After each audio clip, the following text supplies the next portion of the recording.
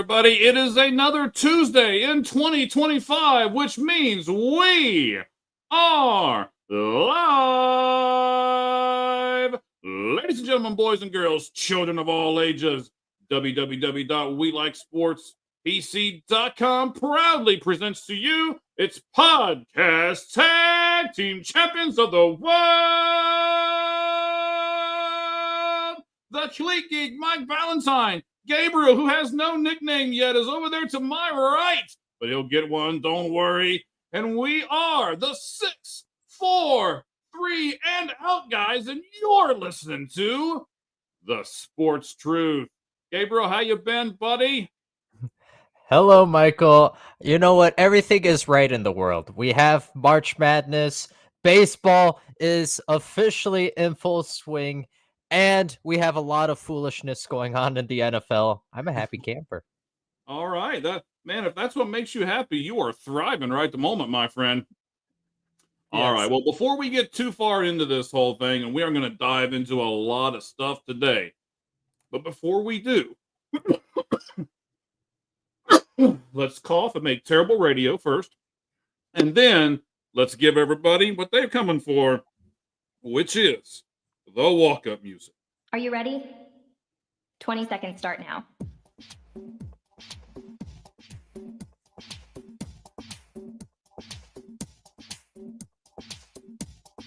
Ten seconds remaining.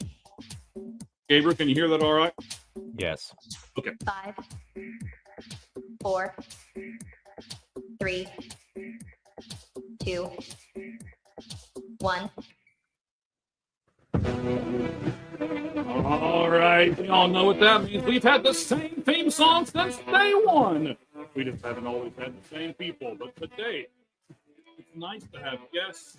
I know Mitch hasn't been here in a few weeks. We're giving him some time off. He's doing a few things on his own. And we'll figure all that out as we go on here. So, we'll switch myself over to this side because I'm thinking I need to when I'm talking into this mic over here. All right. A little bit different setup for me today, so bear with me here just a little bit. We are going to talk about several things, and most of it is going to be baseball related. We're going to talk about karma in baseball when it comes to Mr. Rafael Red Sox Devers. And Gabriel will be with us on that one. He is a big Red Sox. Stop shaking your head over there. I see you. All right, we're going to talk about Corbin Burns and people who like to be in a routine. We're going to talk about Garrett Crochet with the Red Sox as well. He just signed a new contract. What does that mean for him? What does that mean for the Red Sox? What does it mean for Major League Baseball? We'll talk about all of those things. We will also do some other stuff here. Jerickson Profar, as most of you probably know, was suspended. We'll talk about why, what that means, and how everything's going to work out going forward. Gabriel, I'll ask you. I'll give you a heads up right now. I'll ask you in a few minutes. When are these guys going to learn? All right, we've got some great statistics we're going to give to you. We're going to talk about Notre Dame. We're going to talk about Deion Sanders. We're going to talk about the NFL. We're going to talk about Dan Clark. We'll talk about the tweet that he put out there. And, of course, we can't have a podcast right now without talking about torpedo bats. All right, we'll get to all of that stuff, man. Okay, like I said, a little bit different setup for me. You're going to see me kind of do this. And, okay, do I like this? Do I not like this setup? So, like I said, just kind of bear with me. I think the biggest way and the best way to figure out if I like a setup or not is to just go ahead and do the setup. And then as things go on, I can always change stuff. So, yeah, that'll be the way it'll go for the next 90 minutes or so. We always say 90 minutes and we go 2 hours. So we're already in double digits, Gabriel. We just started. We haven't even gone to our first question yet. Already at double digits, and we certainly appreciate everyone jumping on with us.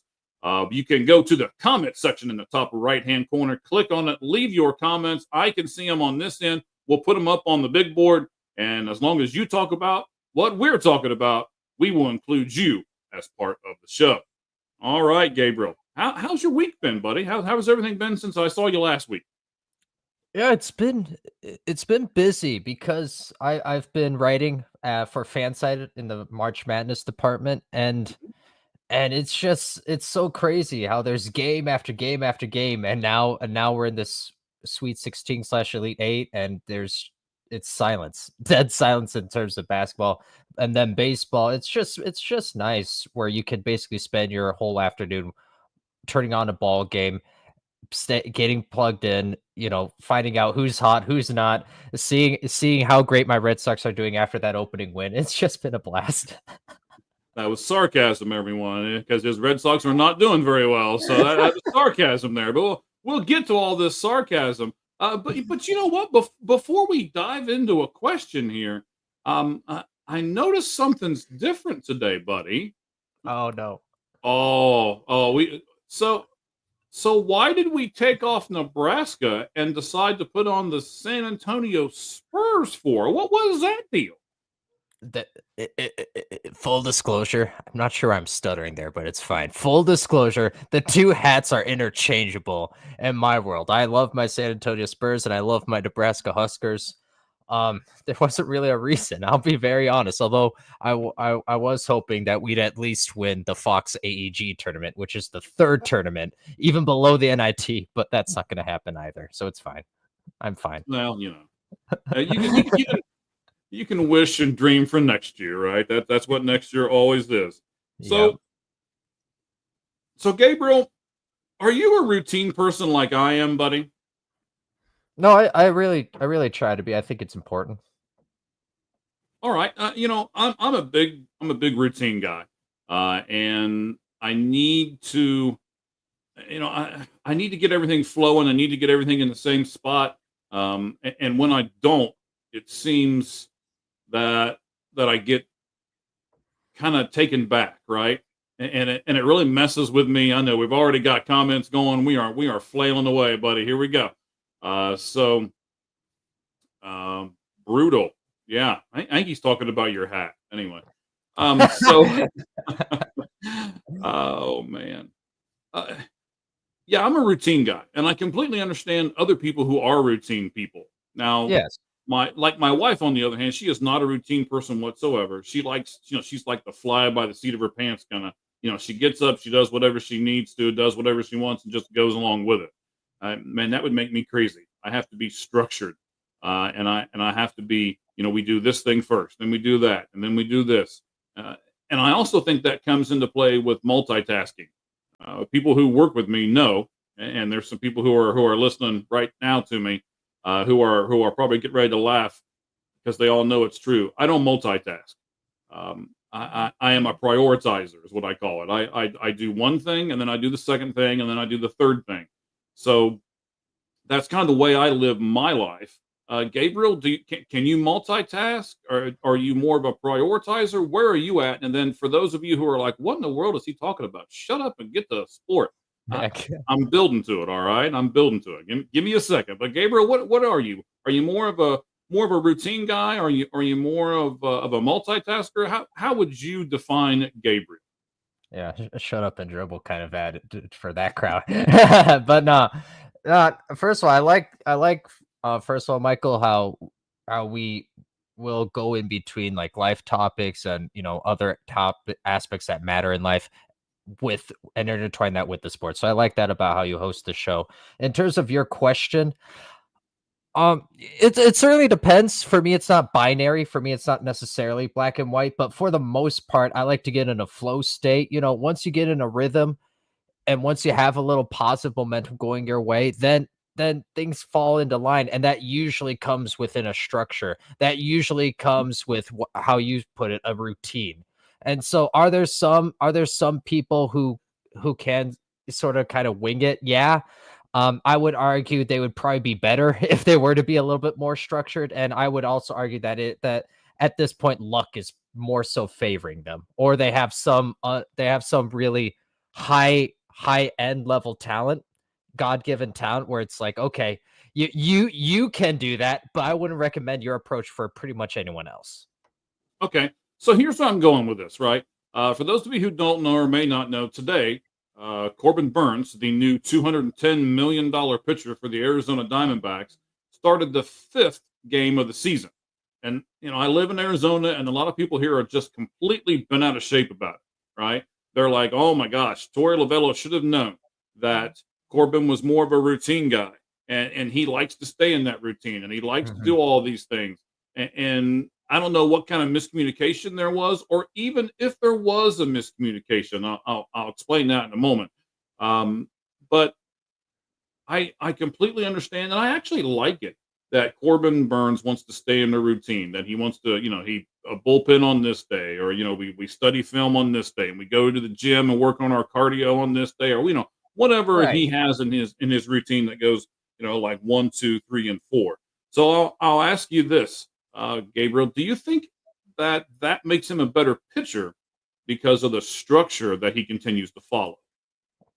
I think for pitching especially, yeah, you got to get in that routine and like you said, what you rehab or what you work out on which days, and then how that lines up with when you go out there on the mound. That's incredibly important for a pitcher. And so to to be at your best, that's going to be hard to do if you're in this state of, well, I don't know, is Right. it my shot or not? So I think it makes sense that it is important to corn birds, and I can understand those who are upset. All right. So now you've got the Corbin Burns angle of it, and we've also got the Zach Gallen angle of it here. Zach Gallen was given the opening day start. Mostly, I believe. I don't know Torey Lovello. I've never spoke to him. I don't. I have a few connections with the Diamondbacks. I'm not bragging about anything like that, but but I also want everybody here to understand that, like, I'm not inside their clubhouse and I'm not on their field or anything like that, right? I'm just kind of looking at it from a fan's perspective from the outside looking in. And Mhm. they rewarded Zach Gallen because of the fact that he's been there.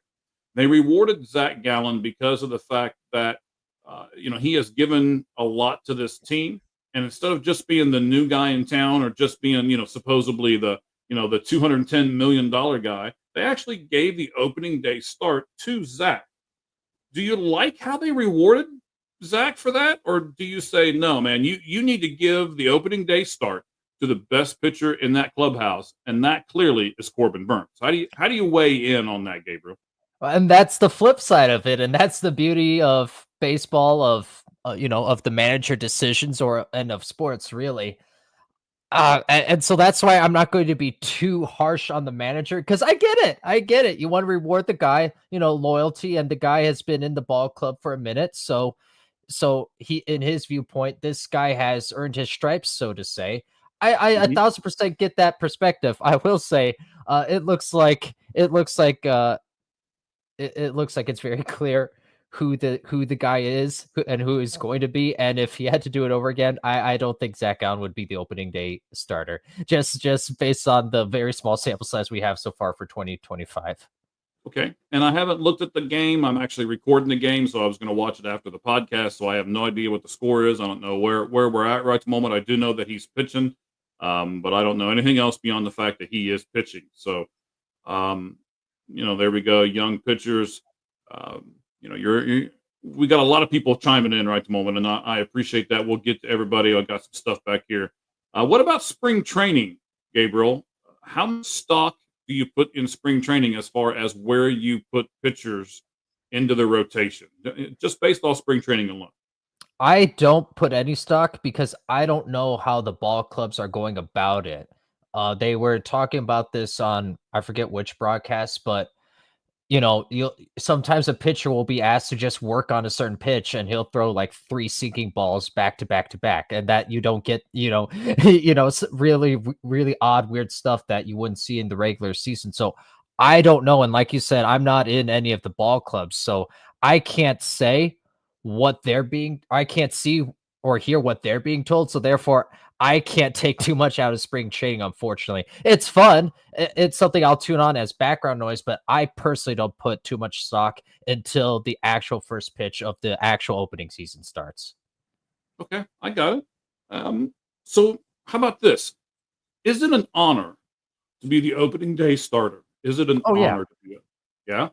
absolutely.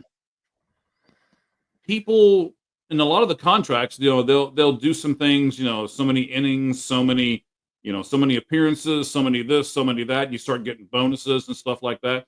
I don't think anybody's contract has opening day starter as them being able to get any additional money.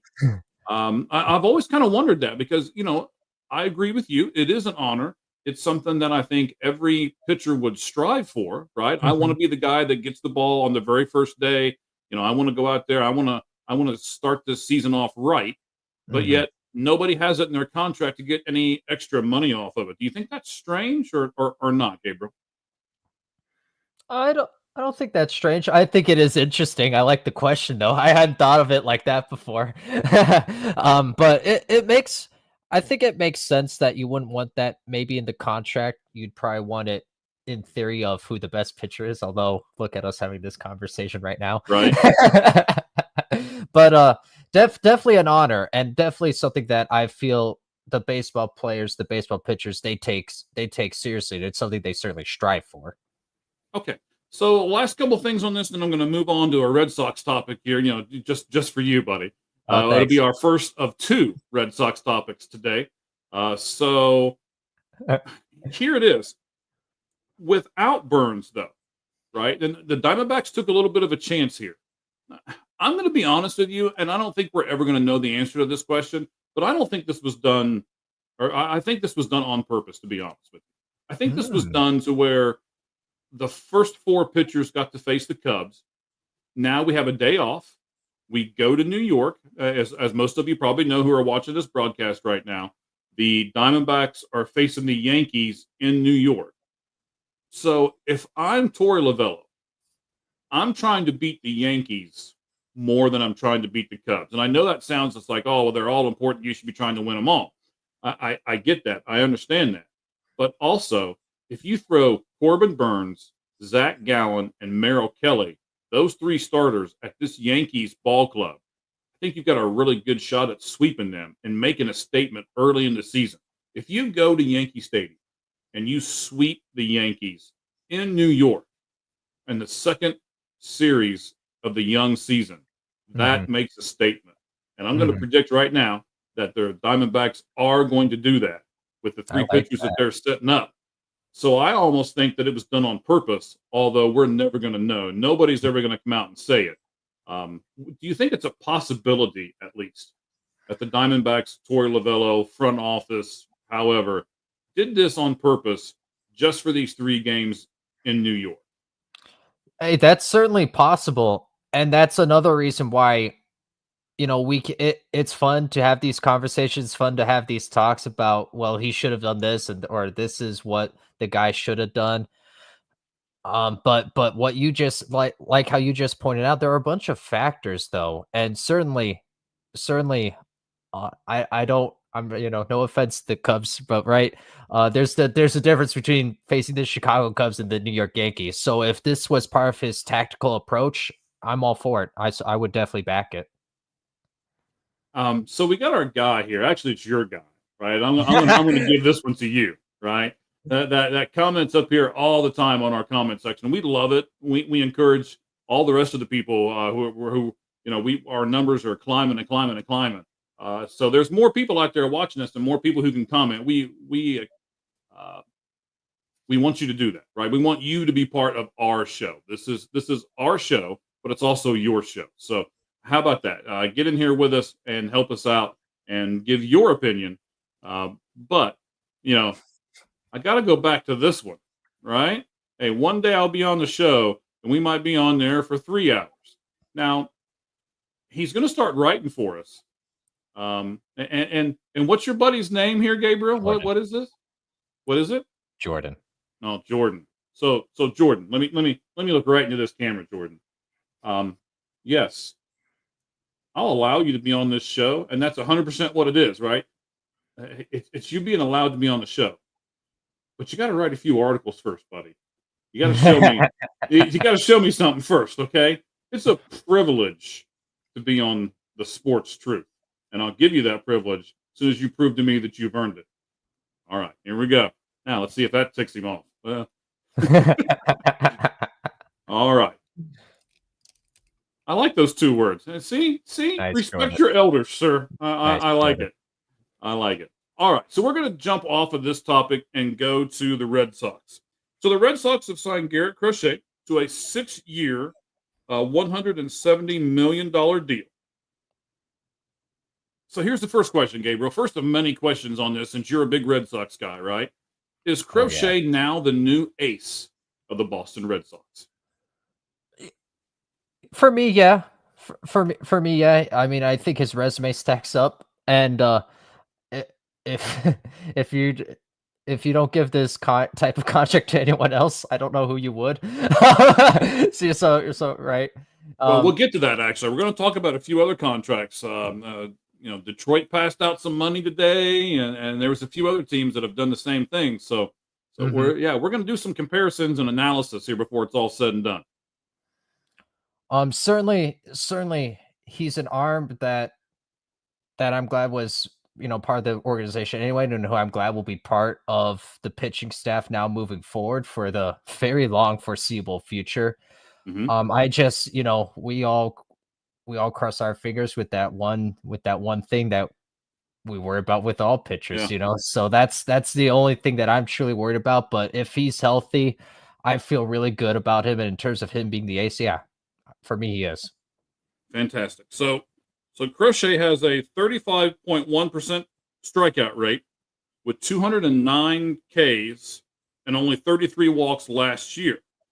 He had the best strikeout percentage of any pitcher that had over 100 innings last year as well.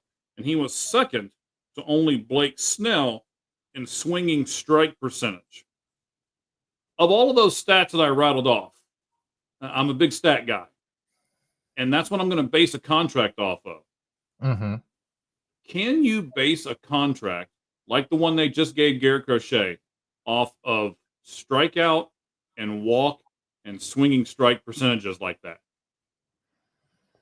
Well, yeah, I don't like it, but at the end of the day, that's what it really comes down to. So you'll see people, they'll break out the contract even more by, like see how many runs this guy gave up, Mhm. but based on, 5 mil, that one was 5 mil right there.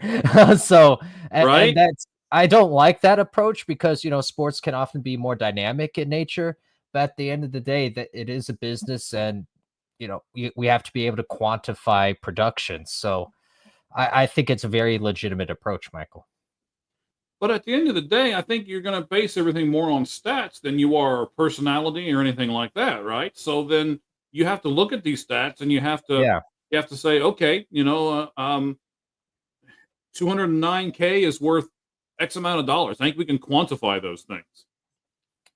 Oh, yeah. Oh, right. And then that's where you get in the weeds of, see, they overpaid, or maybe I'll speak on the flip side, Okay. seemingly maybe initially it appears like a reach, and then oh wow, actually they ended up getting a deal. Yeah, let's hope for that.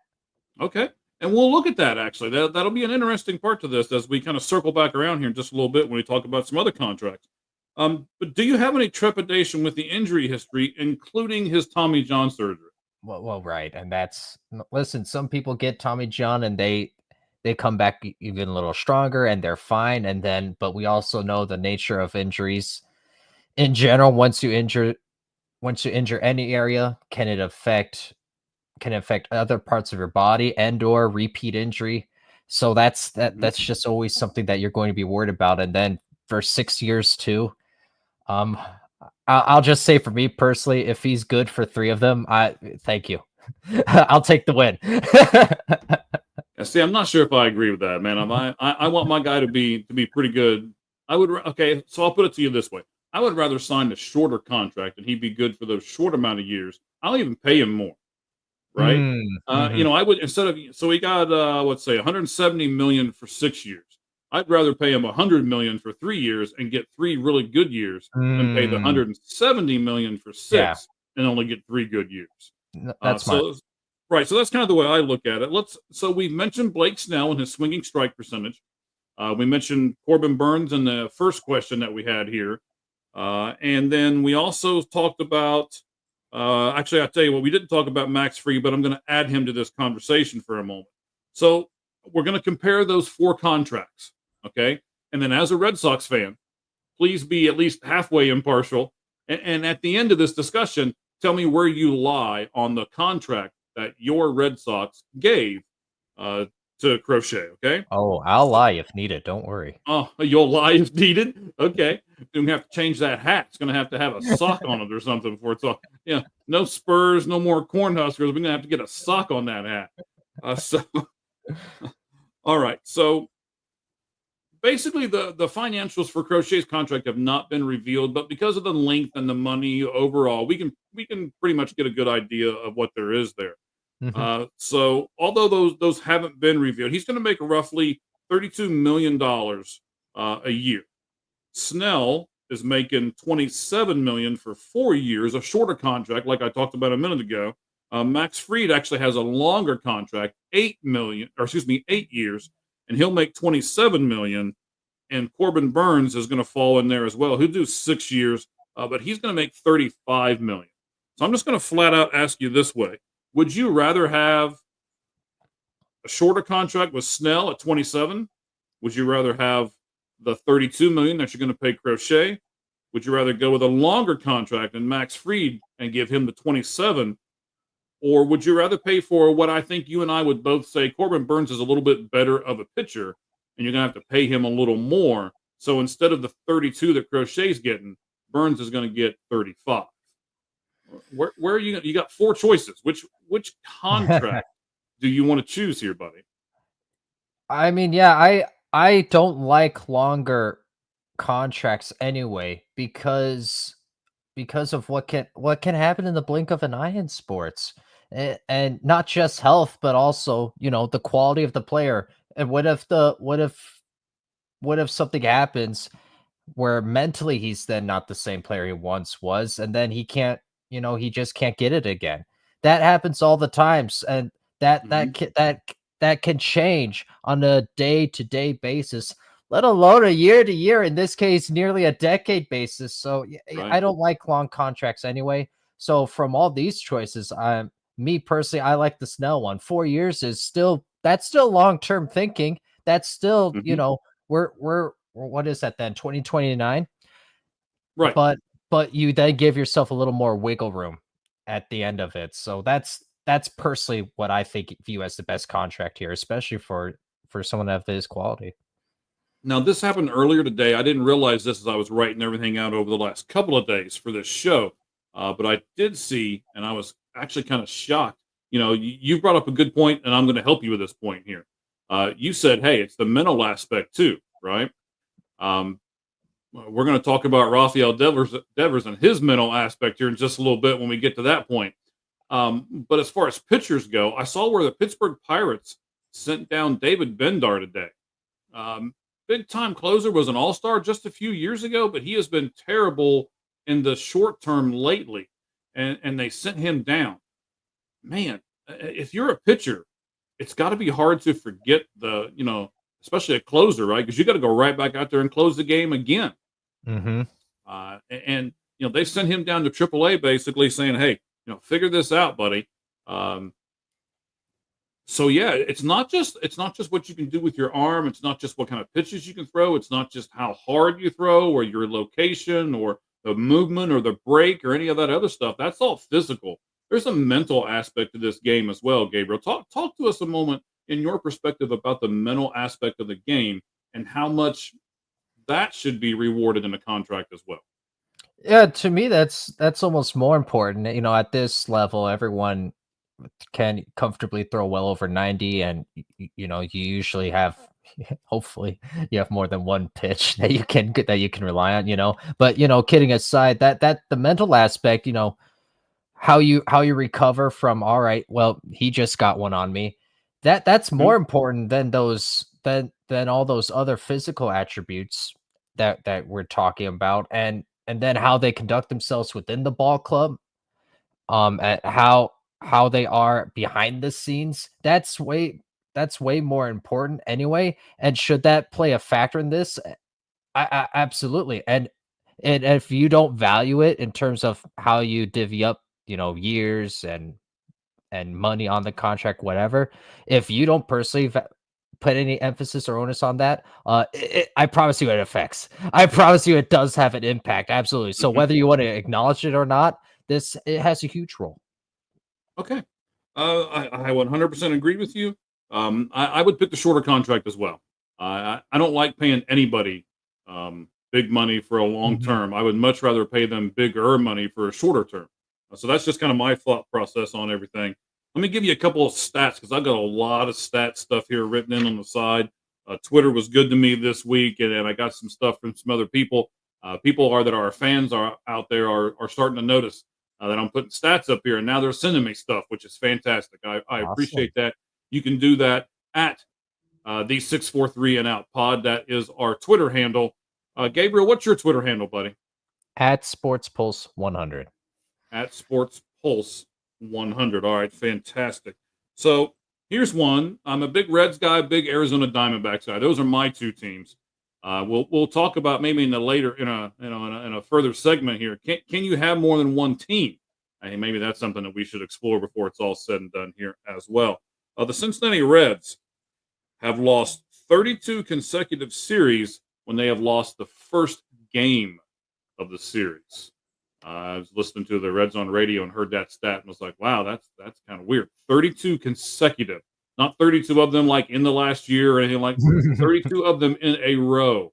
If they lose the first game, they're going to lose that series.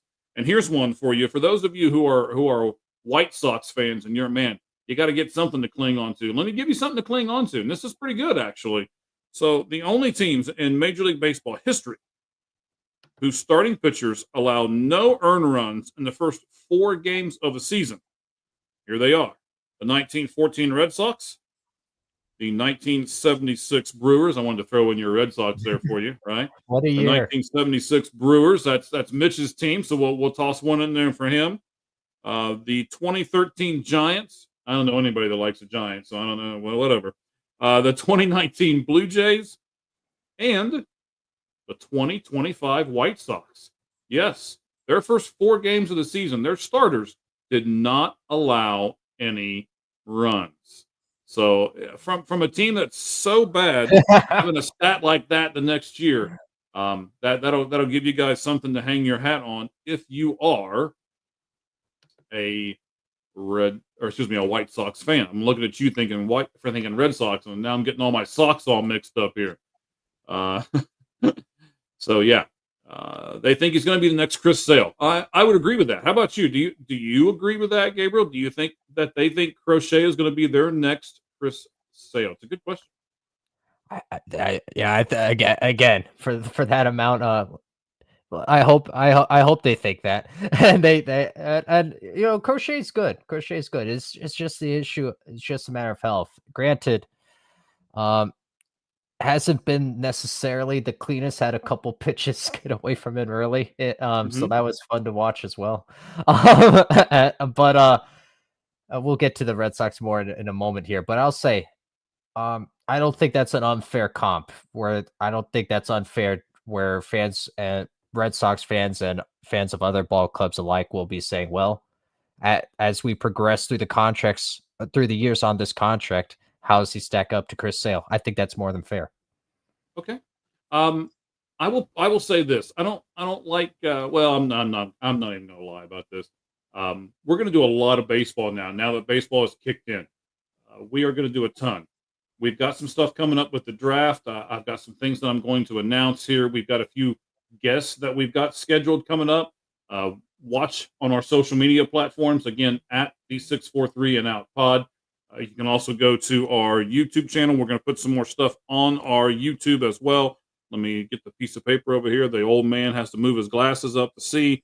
YouTube.com/ at the 643 and is spelled out and out pod. So you can go over to YouTube, just search 643 and out. It'll come up. You can also search the Sportz Truth. That's what the show is actually called. And you can get those things as well. So Jerickson Profar was suspended 80 games for a positive PE test for, I'm going to try my best to pronounce this name of this drug, right? So it's for the drug Coronic. That's not too bad. I can get that part, I think. And then uh, Rofen. Yeah, sure, that's it. So it's a big old long name. It's got way too many vowels, and uh, it would be a terrible thing to have to guess on Wheel of Fortune. So it's a big old long name. So does this change your opinion of Jerickson Profar, Gabriel? I will say, I just say HCG, and I avoid myself a whole lot of headache. There you So go. that, Yeah, that's that the makes abbreviation for the drug he got caught with. So yes, that makes it easier for me personally. So I it credit does. you for even attempting that. In terms of this, I I mean, wanted to try. yeah, no, you got up there, you got on that bat. We'll give you a walk, but yeah, Okay. Okay. Yeah. No I torpedo bat though. no. That's just the Yankees. But I think you can't have this happen anymore. I get it. There was a prior era where this kind of stuff, was kind of swept under the rug, overlooked, and there was a tweener era where it's like, well, I was doing this and this is legitimate, but the tests were faulty or whatever, where you could have given a little leeway potentially, but nowadays, absolutely not. You know what all the banned substances are, and more importantly, all the athletes know the companies that have whatever, because right, if you're doing like protein for your workouts or whatever, the companies, there are approved companies that only use okay and acceptable ingredients. So Okay. there's no way that you can get through an off season or a season or a workout and veer or steer away from what isn't allowed. That's not a thing that can happen anymore without you knowing about it. So yeah, what else can you say? Disappointing, highly discouraging from someone that the Braves were going to hope for something of. And even the Braves themselves, they said something to the effect of that they're surprised and extremely disappointed. Like, yeah, I would be too. I would be Right. too. So it's 2025. I don't understand how this is even still happening. Absolutely. So let me give you the red flag for me, right? I've talked about this on the show a few times. I'm not a big Jim Tomei guy because of the jump that he took in a lot of his stuff. I'm going to mute this for just a second because I know I'm getting ready to cough. So give me 2 seconds. I hate listening to a podcast and you hear like coughing into the microphone. It's like just mute the thing, man. So I'm not going to be the guy that does that back. Uh, so his career stats, his career stat line would be 238, 322, and 383. And then last year, all of a sudden, right? When you do an all of a sudden season, it's a red Right. flag for me, right? Right. So last year, all of a sudden, he bats 280, 380, and 459. And so you're like, well, that doesn't sound like a huge difference. Let me give it to you in weighted runs created plus, right? Which 100 is average. For those of you who are not big into all the statistics, 100 is average. So his career, he's been 92, which is obviously below 100, so below average. And that one outlier season that he got this contract for, which we'll talk about that contract in just a second, all of a sudden his weighted runs created plus is 139. Red flag, red flag, red flag, right? Mhm. So what do you think? So what are the Braves going to do now, Gabriel? I mean, what can you do? So you gotta find someone else to use up that roster spot. You should probably, you know, disavow and part ways in every way, shape, and form possible. And you should probably try to find some way to salvage your own 5 start to the season. Not that's not necessarily the order, but I'd work on things, within those three. All right. So he signed a 3-year deal, $42 million in that 3-year contract. So now he is suspended 80 games without pay.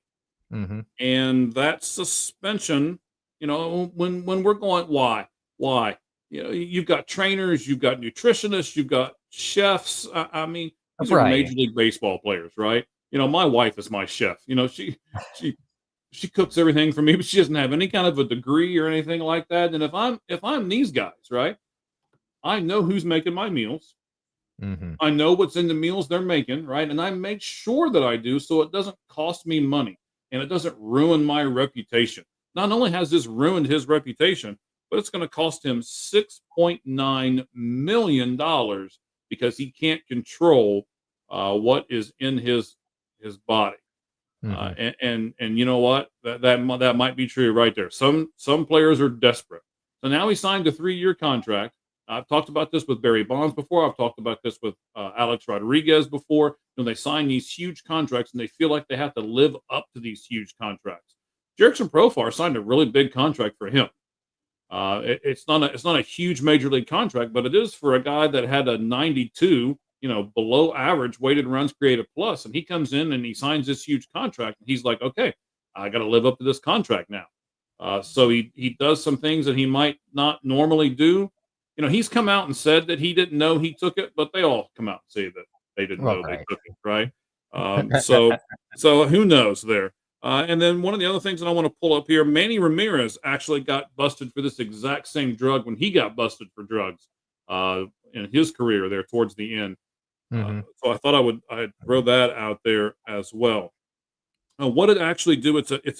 So I'll go with yours. HCG. I'll give you the initials there, so I don't sound like a bumbling idiot trying to pronounce this thing again. It's actually a masking agent that's used to restart natural testosterone after a steroid cycle. So it has a very specific use.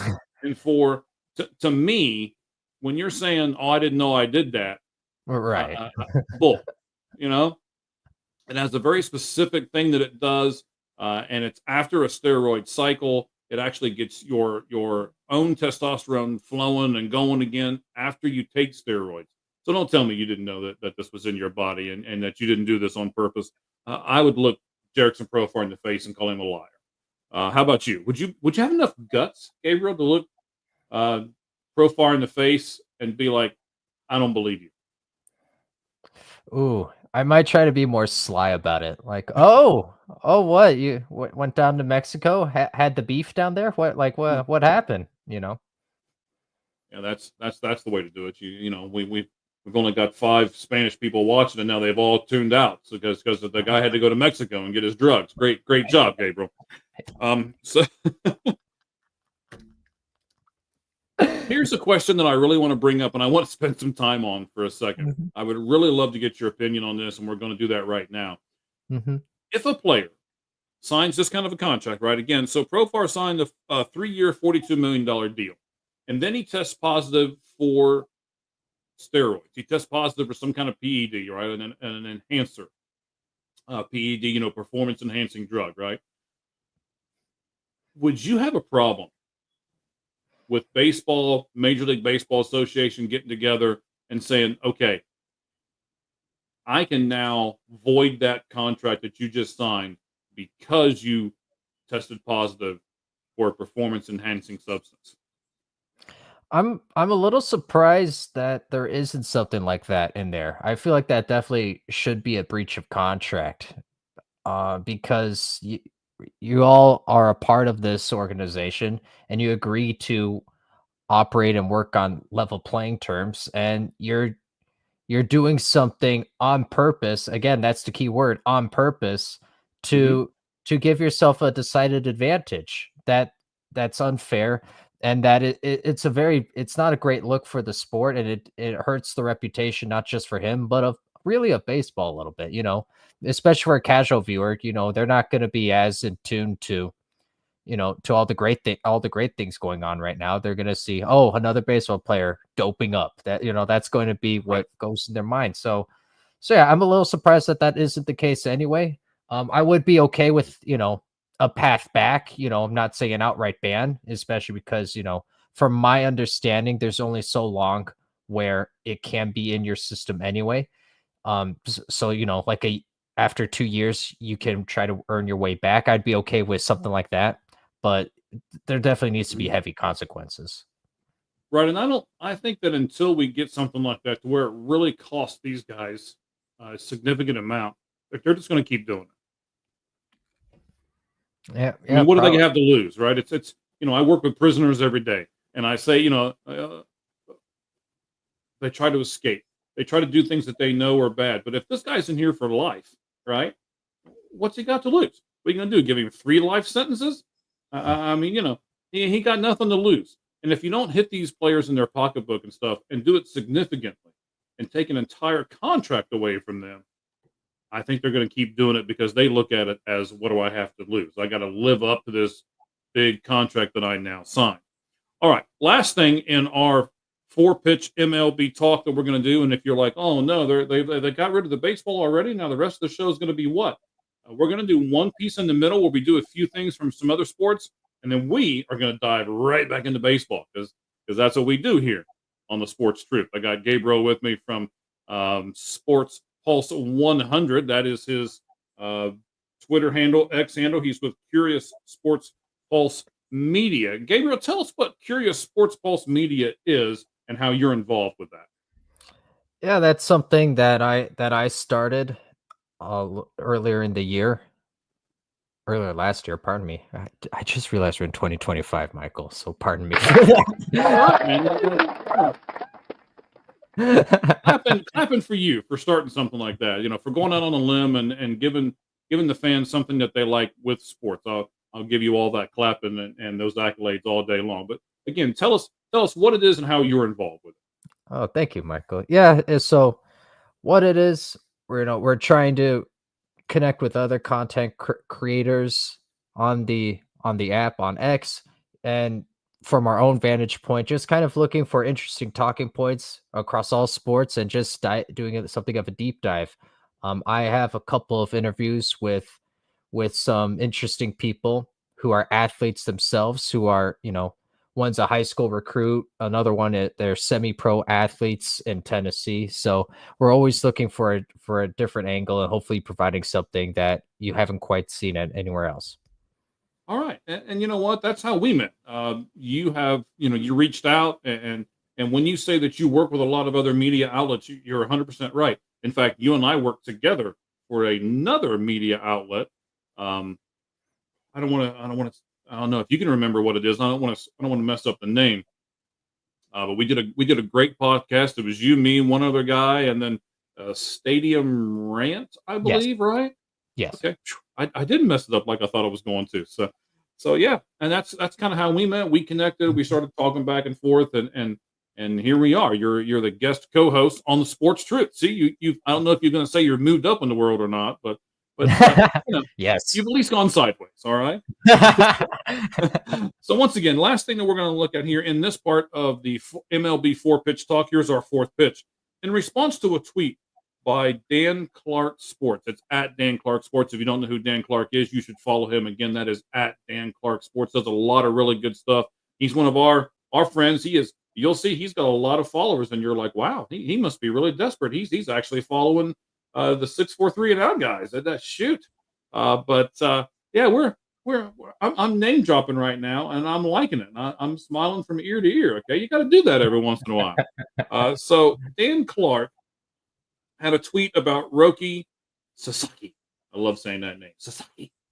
And he had the expressions that he was looking like he was about to cry. And I commented that no fan feels sorry for any player on a $700 million Dodger team. I got some flack off of it. I got some people going, yeah, you're right. And I got some people going, no, you're wrong. He's still a human being. So when they signed him, Gabriel, they even said they weren't sure if he was ready for the mental part of baseball. He's got good pitches. He's got good stuff. He's probably going to be a really good Major League Baseball pitcher, but can he do the limelight? Can he do L.A., right? And L.A. didn't seem to care. They signed him anyway, and they were going to take their chances on it. So is that a fact, in your opinion, that nobody is going to feel sorry for anybody on a $700 million Dodger team? For me, the money aspect doesn't have as much to do about it. In terms of, I think it has a lot to do with what we've been talking about. Here's a guy, very talented, gets paid a lot of money, and is needing to now live up to that contract, slash he is now living within an environment that comes with a lot of expectations and a lot of pressure, and it hasn't gone well to start with. And so do I feel bad for him in sense of, you know, in terms of where I can think back to stuff where I've worked hard and then I get to a certain point, it's like, oh shoot, I'm not ready for this. I wasn't prepared. I'm going to need to step my game up. I feel bad for him in that sense because that's a very hard feeling, and that it takes a little bit for you to A, acknowledge it, and then B, either go a different path and or double down and do what you need to do in that regard. So I feel bad for him in that regard. Um, that being said, it's a lot more comfortable doing it when you're $500 million richer versus 50 grand a year richer. But whatever the case may be, for all intents and purposes, this is also to go back to what we talked about. This is just the mental aspect. No one's saying he's got a noodle arm. No one's saying that he doesn't belong at this level in terms of his pitching prowess. They're saying the bright lights are just too bright, and that being at the MLB is right now weighing on him too much. So, can he overcome it? Can he turn the corner? Possibly. I will say, we talked about routine earlier. He's going to have to do something different in that routine and do something to enhance the way he's going out there on the mound right now. I'd like to see him get his mentals right first before making a judgment / evaluation of he can or can't pitch in the MLB, because right now what we saw was him at a breaking point. Right now, I did see Jonathan Lucroy, ex-catcher, comment on the same tweet. I was going down through and looking at different messages and stuff. And being an ex-big leaguer, he basically said, stop your crying, stop your whining, put on your big boy pants, stuff like that. And I kind of agree with that. But at the same point, to look at him, you could tell that he was just heartbroken all at the same time, right? So, I was a little torn. That's why I wanted to talk about this. Earlier we talked about the mental aspect of this game, right? It's not just what you can do with your arms, not just how fast you throw. There is a mental aspect of this game. And there's also a way in which, some people write these podcasts and they're like, we circle the wagons here, as I like to say all the time. We're going to talk about little bits and pieces and questions, and then we're going to bring them back up later. And I really want to get our fans and stuff thinking. I want to do more than just, what some of those other spots. You don't have to be sorry, buddy. You're good. So I won't have to. We can all talk about torpedo bats, and we're going to do that here with our last segment of the show, right? Because that's what everybody seems to be talking about. Now, I'm going to look at it from a little different angle. We're going to do a deeper dive, I think, than what most people are doing. But that's kind of what I want to do here with the Sportz Truth, is not just talk about everything else that everybody else is talking about. I want to do it from a different angle. And I want to be able to structure a 2-hour or so podcast together where, when we're all said and done, people can go, oh yeah, you know what? I never thought about it that way, or I never looked at it from that particular angle. And Gabriel and I are really able to do that here on the Sportz Truth. So yeah, let's see. We got one more comment here. Sasaki has a ring and is on the best team made. He'll be fine. But that's part of it, right? Because he's on that team, and that team is in the limelight and everything else. Okay. All right. Never mind. Yeah, I was going to say, I don't think. Yeah, that was Yamamoto. Okay. I don't think the Rook does. No, we're good. We're good. But he Jordan still thinks, doesn't feel it. Jordan right? still doesn't feel the sympathy. Okay. And this is why you're not on the show yet, buddy. You're just. Oh man. Okay. Anyway, so I will tell you right the moment, man. We have got what are we at here? Let me take a look and get the exact number here. We are over 6,200 followers on our X account. Again, it's at the 643 and out pod. And right now, of all of those people, we have the 4th highest live podcast on X right at the moment. We got a bunch of followers jumping on with us. We appreciate it. We thank you very much. And again, click on that comment section up there. We're getting close to 100 already. We're right about halfway through the show here. So thank you all very much. Appreciate you. Stick with us. We will get to some other things. We are going to do some football. We're going to do a WNBA next. We're going to do a little bit more baseball, and we will conclude the show with a nice big deep dive on torpedo bats. So I think some of the things that we'll bring out will make you think twice about some of the things that other people are saying about the torpedo bats right at the moment, and just calm down. Okay, so how much of this should the Dodgers actually shoulder of the Sasaki? I had to say it one more time, of the Sasaki situation, right? So they decided to sign him. They decided to throw him out there. They made the decision that he was ready. How much of this whole thing should be shouldered by the Dodgers themselves? Oh, that's a good point, Michael. I mean, they very much said, "Hey, can you sink or swim?" And the answer was not Right. swim. So, But sometimes it's the best way we learn, right? We just throw people yeah. out there and no net, no nothing. Just all right. Let's see how you do it. Let's see how you're going to perform. So yeah, I thought that was I interesting, is how much they should show. I want to liken it to throwing out a rookie quarterback, where you fear by throwing out a guy who isn't ready too soon.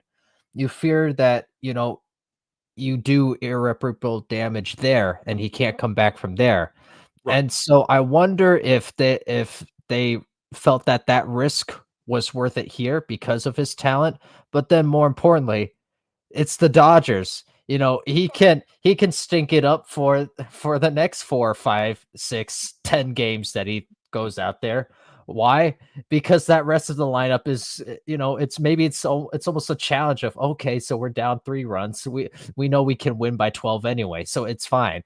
Um, if he's going to have a rough start, the Dodgers is the best place for it to happen. So I think they kind of knew they were playing with house money there, and there is a certain aspect of, well, if you can work through this adversity, if everything doesn't go well your way from the moment you step foot on the MLB mound till your retirement, then you come out better for it. So I have to think that that's what they were hoping for, and that's what they're betting on. And all indications are, granted, that could just be player slash coaches speak. I understand Mhm. that, but all indication is that they feel like he will be fine.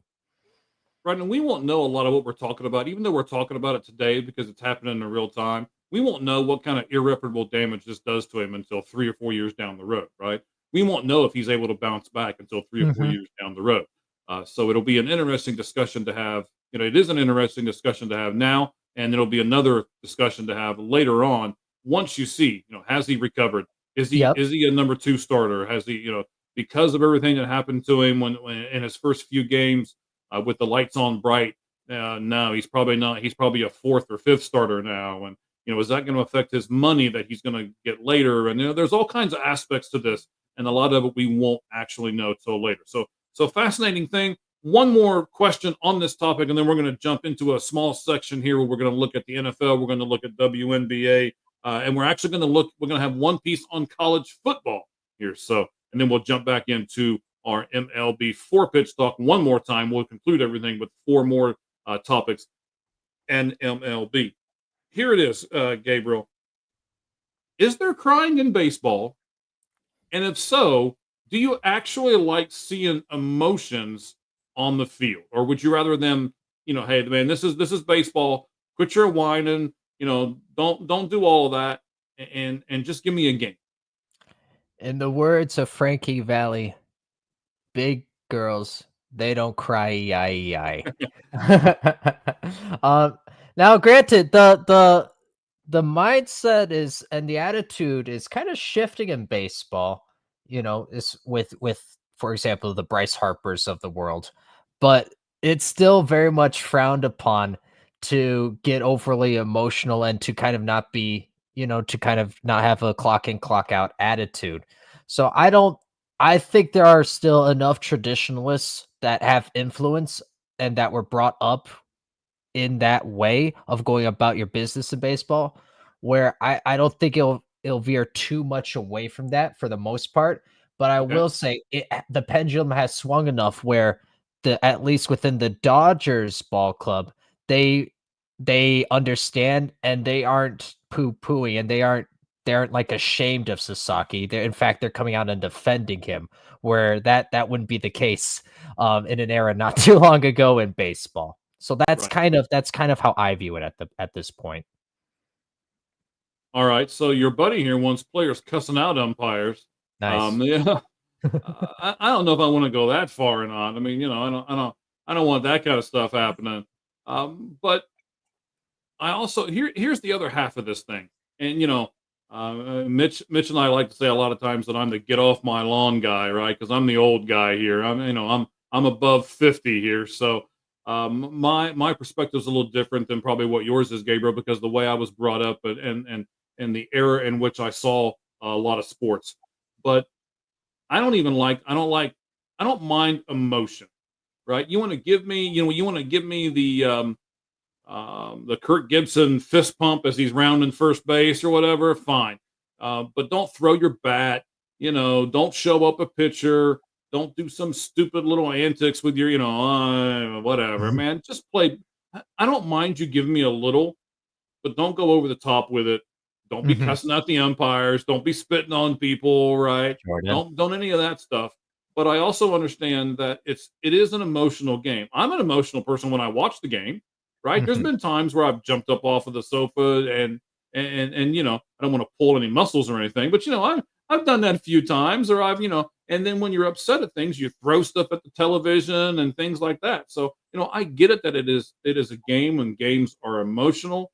Um, but I also think that I don't want to see, sad face, and I don't want to see cry guy, and I don't want to see any of those kind of things either. So I thought it was an interesting perspective that we were going to get into a little bit Mhm. there.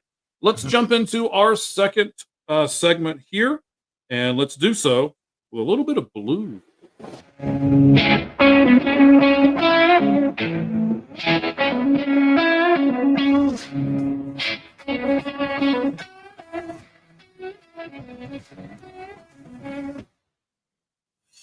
All right, so putting that down a little bit there. And then we're going to do three things here. Gabriel, we're going to talk one, the WNBA. We're going to talk two, college football. And then we're going to do a little bit of a wrap up segment on some things that have happened in the NFL this week, because there have been a few things that have happened that we need to talk about in all three of those sports. So the first thing we're going to look at is the WNBA. I wasn't sure if we'd ever talk WNBA on this show, but hey, they're coming around. They've done a few things. And let's look at this. Notre Dame's Olivia Mines, the projected number 2 pick in the upcoming WNBA draft, is going to stay in school and enter the transfer portal. Now, I teased this earlier in a tweet that I put out there, saying that NIL is actually helping the sport. And I think NIL is good for basketball, because this is what you want, right, Gabriel? You want men, you want women to stay in school. You want them to get their education. And if NIL is helping people do that, then doesn't that mean that NIL is successful? Give us your opinion. Yeah, and it definitely makes it more of a conversation. The clear-cut talents, the obvious top talents who are then ready to go on to the next level, they usually do so. So this is actually something of an anomaly, because Olivia Miles was a consensus, certainly top 5 pick for the WNBA. And why is this happening now specifically here? Well, a lot of people are, I think, correctly saying you're going to make more through NIL money being a women's college basketball player than you will in the WNBA. And also, the WNBA has a collective bargaining agreement slash potential holdout. I don't think that'll actually get to that, but there certainly will be a new collective bargaining agreement. And so her waiting and waiting for that all to pan out, and then re-enter the draft and come into the league a year later, she'll end up making more as a professional, and she can kind of capitalize wherever she ends up going. And I really think she's going to have her pick of her potential destination between a USC, South Carolina, maybe a Texas, maybe LSU. I had to think of the person who wears all the flash. So Right? Kim Mulkey. So yeah, there's going to be a lot of buzz. There's going to be a lot of excitement for whichever college basketball program ends up getting her. So the move makes sense, and I don't mind it, and I think it's something that we will right now where it's kind of like a talking point as the case is that we're discussing right now here on the show and on X. I saw a lot of people were discussing it. I Mhm. think it'll get to the point though where it'll just be like, oh, okay, yeah, that's what I foresee. Right, and I think Jordan here has a really good point. NIL is great, but you need to have either a famous last name, you need to be hot, and he's not talking about looks, he's meaning talent, or well, I think that's what he's talking about, or be Yeah. a generational talent, right? And yes, those kind of people can take advantage of NIL, but I want to look at it from two different perspectives here, Gabriel. Which is if the NIL was working, that means college is working for these ladies Mhm, and gentlemen, right? mhm, So then does that mean so in the NBA, we got this G League thing, right? Which is basically the go between, for those people who aren't great yet, they go to the G League, they get better, then hopefully they'll farm system into the NBA. And then for the WNBA, they just go from college to WNBA.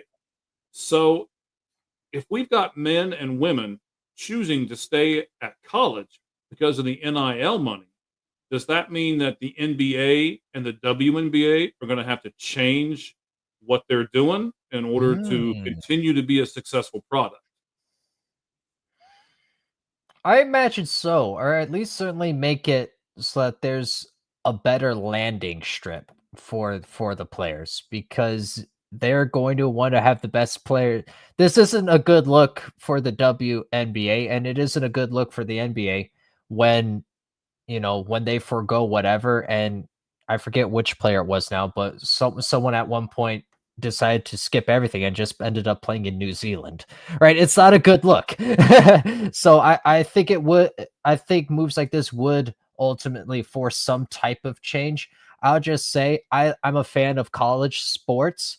I really like that this is a possibility, and I like that a lot of good and a lot of positivity can come from such a story like Olivia Miles. And NIL, not just helping women's college basketball, it helps all the people, you know, that aren't on the top 10 of USC, who aren't on the top 10 of Ohio State. It helps the bottom half of the roster. And then it also helps tennis, volleyball, lacrosse. It helps out those other sports that aren't football and that aren't men's college basketball.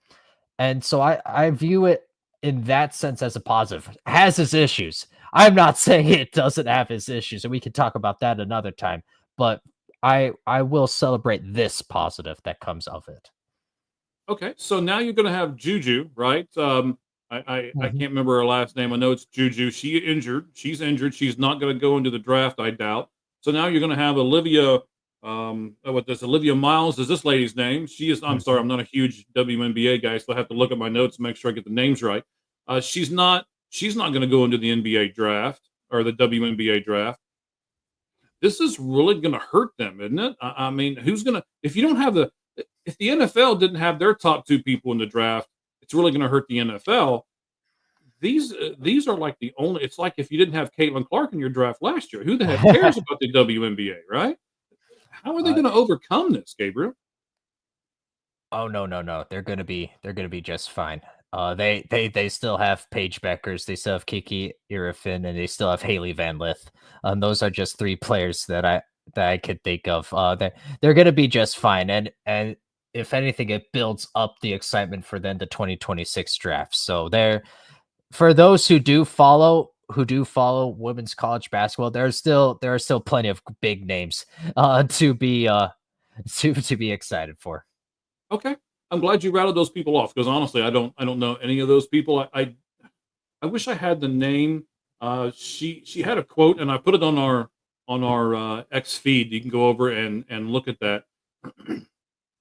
There was the lady who I believe she was with UConn, and she was a very religious lady talking about she was just on God's shoulders and all that stuff in her press conference, and I really liked that. I put it up on our feed and everything. It was a fantastic thing for an athlete to say. So I want to give you and our fans right now the comparison, right? So basically, if you go to the WNBA, as you said, there's a guaranteed structure there, right? So they guarantee you $76,536. Nothing to sneeze at, right? $76,000 is not a terrible salary for a year for a person that's going to have fun playing the game that they love, right? Mhm. But if Olivia Miles stays behind, as she has said she's going to do, and stays in college, she can make roughly $1.1 million. And who wouldn't take 1.1 million over 76,000, right? Well, It's right. not like it's, yeah, that's a no-brainer, right? It's not like it's a Right. small difference. It's a really, really big gap. It's a really, really big difference. How is the WNBA going to at least shrink that gap?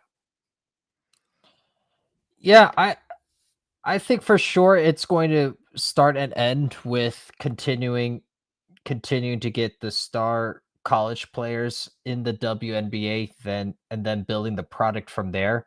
Um, and this is now I'm someone who I will tune into the WNBA and women's college basketball, but Okay. I'm someone also, and this is where that fan base gets mad at me, which is fine. I'll say the salaries are about right for the revenue that the league is currently producing and being subsidized by the NBA through. So if those salaries are going to increase, then I I like the product. I think it's a good product. The WNBA is going to have to do more in terms of pushing and in terms of putting the product in front of more eyeballs so that they tune in and are going to want to support and then drive up revenue and then drive up salaries. It's not an apples to apples thing in terms of, well, NBA players make this. Well, right, but look at also their margins.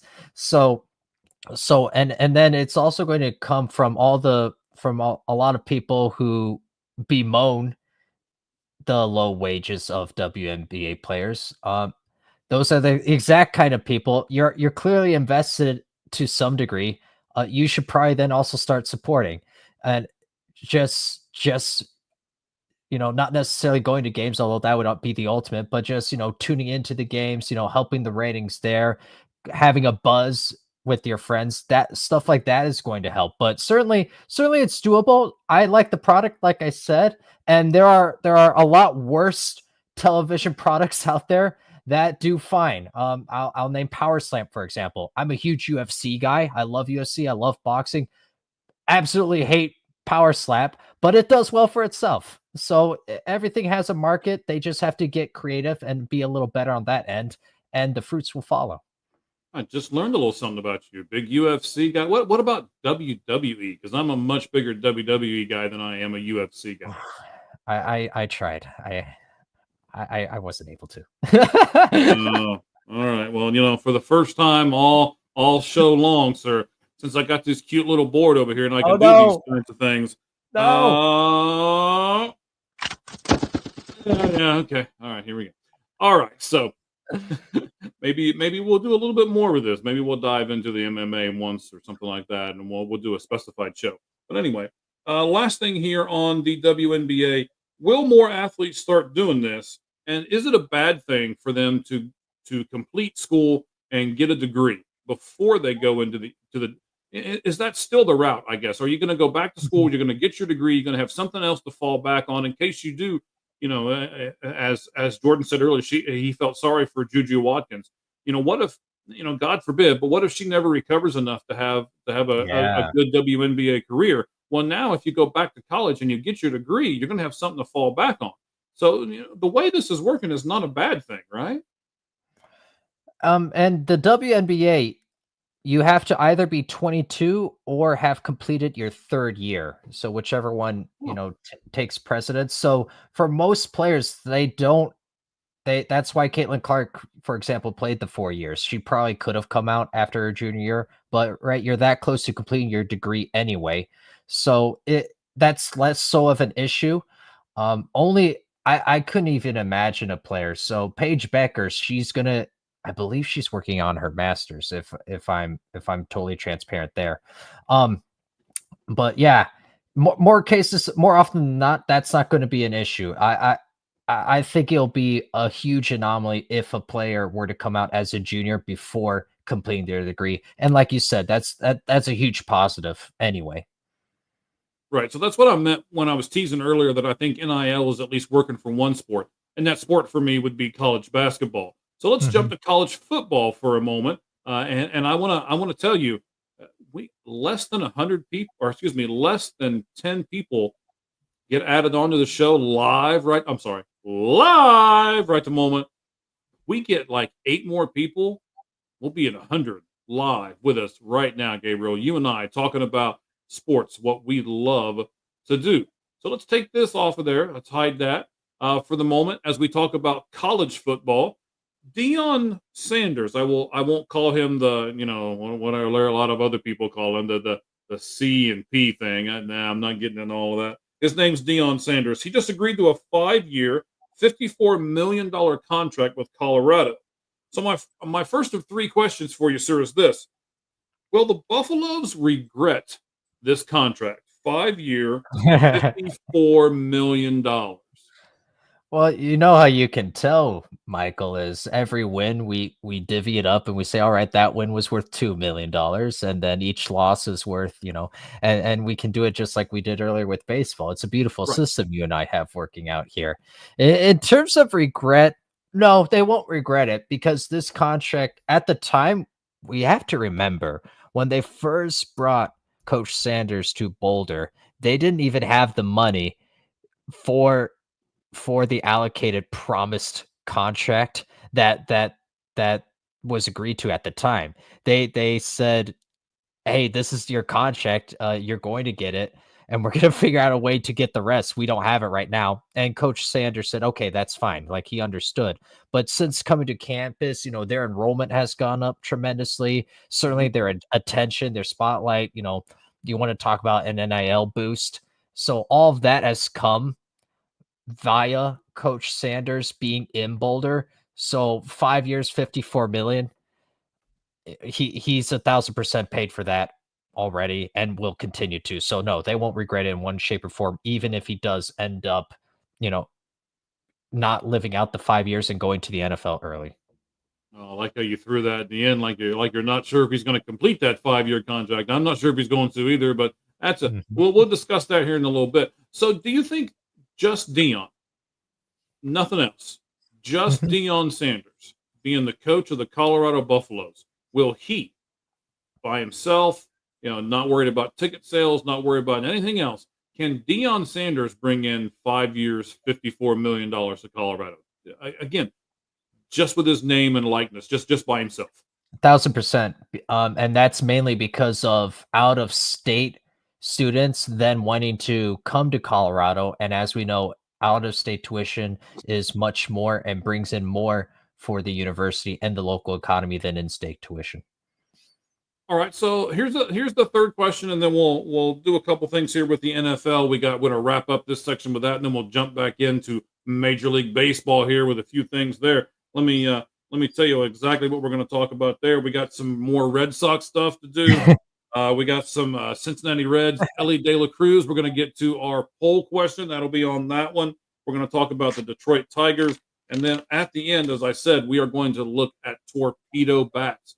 I got a whole page here. We're going to do a deep dive on these torpedo bats. So stay tuned with us here on the Sports Truth with myself, Mike Valentine, the Cleat Geek, and Gabriel with at Sports Pulse 100. He is with Curious Sports Pulse Media. All right. So with Travis Hunter leaving and with Shador Sanders leaving, how much of a drop off is there going to be this coming season? And you just signed him to a big contract. Is there going to be some kind of craziness happen? Hey, we just signed Dion to a 5-year contract, and then these two guys leave. Is there going to be some animosity there if there's a huge drop off after all that takes place? Ooh, ooh, I like the question because it's too fast in terms of the drop off and then what would the reaction be. So I like the question. Let me address the first part first. Sure. I think there will be a some sort of drop off only because it was, not Deion Sanders, but Shadur Sanders, and he was pretty big time. He made some incredible plays in his own right, Hmm. and then he's throwing to Travis Hunter, another tremendous athlete. So they made plays, and no, I'll put it politely, they don't go about their business quietly. They Right. they. So there for sure will be a drop off, but I'll just say, Colorado, we know Deion Sanders, his approach and his focus is going to be through the transfer portal. So I don't think he'll have a problem rounding out the roster, especially because that option becomes more and more appealing. So his pool widens, where his first year there, he will now have access to athletes that he wouldn't to have compared to that first year there. And then most importantly, they have a dude coming in, Juju Lewis. He was originally committed to USC. Lincoln Riley wanted him, was all over him. So that should tell you enough right there. He's coming to Boulder now, though. I'm not saying that it's going to be, that he'll be able to pick up where Shadur left off. I'm not saying that at all. But Okay. from what we can see, this guy too certified. I think he has a lot of potential, and it just takes that one first big game, and that buzz starts rolling again. Yeah, I'm with you 100%. I think that this contract will pay off for Colorado, and I like the fact that they're willing to take a chance. And to be honest, so is Dion, right? I mean, I would say Mhm. Dion is much more popular than Yes. the University of Colorado. Let me give you some breaking news here that I've got. Uh, it looks like the Arizona Diamondbacks are looking at a big time extension worth over $100 million on their second baseman, Ketel Marte. So hopefully, all of those things will come into focus here. I'll be posting up some things on the Arizona Diamondbacks. We got a leak of some of the Diamondbacks' new City Connect gear. In fact, I'll throw that up there right now. I like this look. We kind of thought it was going to be teal and purple. They are going to get new City Connect jerseys this year, and I'll throw that up there real fast as I'm looking at different things here on our X feed. And I will say this: we have jumped up. We are now third. We have climbed up. We're now third place here in the things that are going on X Live. So of the 6,200 people that we follow and follow us, and we're almost to 100. Man, we're getting close. 100 people live with us. We're jumping up in views. We're jumping up in comments. So you guys keep going. We love each and every one of you and appreciate it when you actually give something to our show. It is our show and it is your show. Let's go to the NFL for a moment. So we'll put this up here. The NFL has decided to make a few policy changes. Yes, they have. Um, the NFL, first of all, is changing its uniform policy. So, in a partnership with Nike that goes through 2028. So, Gabriel, do you prefer the classic jerseys or do you like the throwback stuff that they come out with? Do you like the old school type stuff, Gabriel? Oh, I like the old school stuff. I think a lot of times the newer looks, I think they outthink the room, and not in the worst way possible. I mean that respectfully, I guess, but I don't like a lot of the new. It's like, what are you doing? It's this isn't supposed to be an art gallery. This isn't supposed to be modern art exhibit. I like Hmm. the old school looks, and I like the old school logos. I forget who I was talking with the other day, but it's like, leave the logos alone. You keep finagling with the logos, and they like nothing's better than the older ones. And case in point, all of the teams that leave their logos that have left their logos alone, they look better than all these new done ones anyway. So Right. I love when my Patriots, for example, go out there in the throwback jerseys. I think it's awesome. And I would, if they were to say these are now the permanent jerseys, I'd be all in favor of that. Okay. So were you ever superstitious with clothing? Like, do you have to wear a certain shirt or do you have to wear certain shoes when you're watching the game from home or anything like that? They always win when I wear these socks, or they always, Oh, are you one of those guys, Gabriel? no, I have three. So you see these two, the two hats that I have. Mhm. I have a Patriots hat as well, but the three hats are interchangeable at any point. So I'm not superstitious in that regard. Okay. All right. We'll wait with bated breath until we see the Patriots hat come out, right? So the, thanks for the tease, man. See, now they're at least gonna tune in for the first few seconds and be like, it's a Spurs hat again. Then they'll just Yep. pop over and Yep. yeah. So how many jerseys, how many football jerseys do you own, Gabriel? I don't own any football jerseys. No?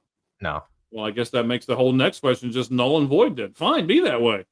Um, so each team has a home jersey, they have the away jersey, and then they have the alternate jersey, right? And some of the stuff that I put on my notes here that you didn't see, uh, actually, the NFL employs 64 people who they call uniform inspectors. Yes. Yes, and they are all former players.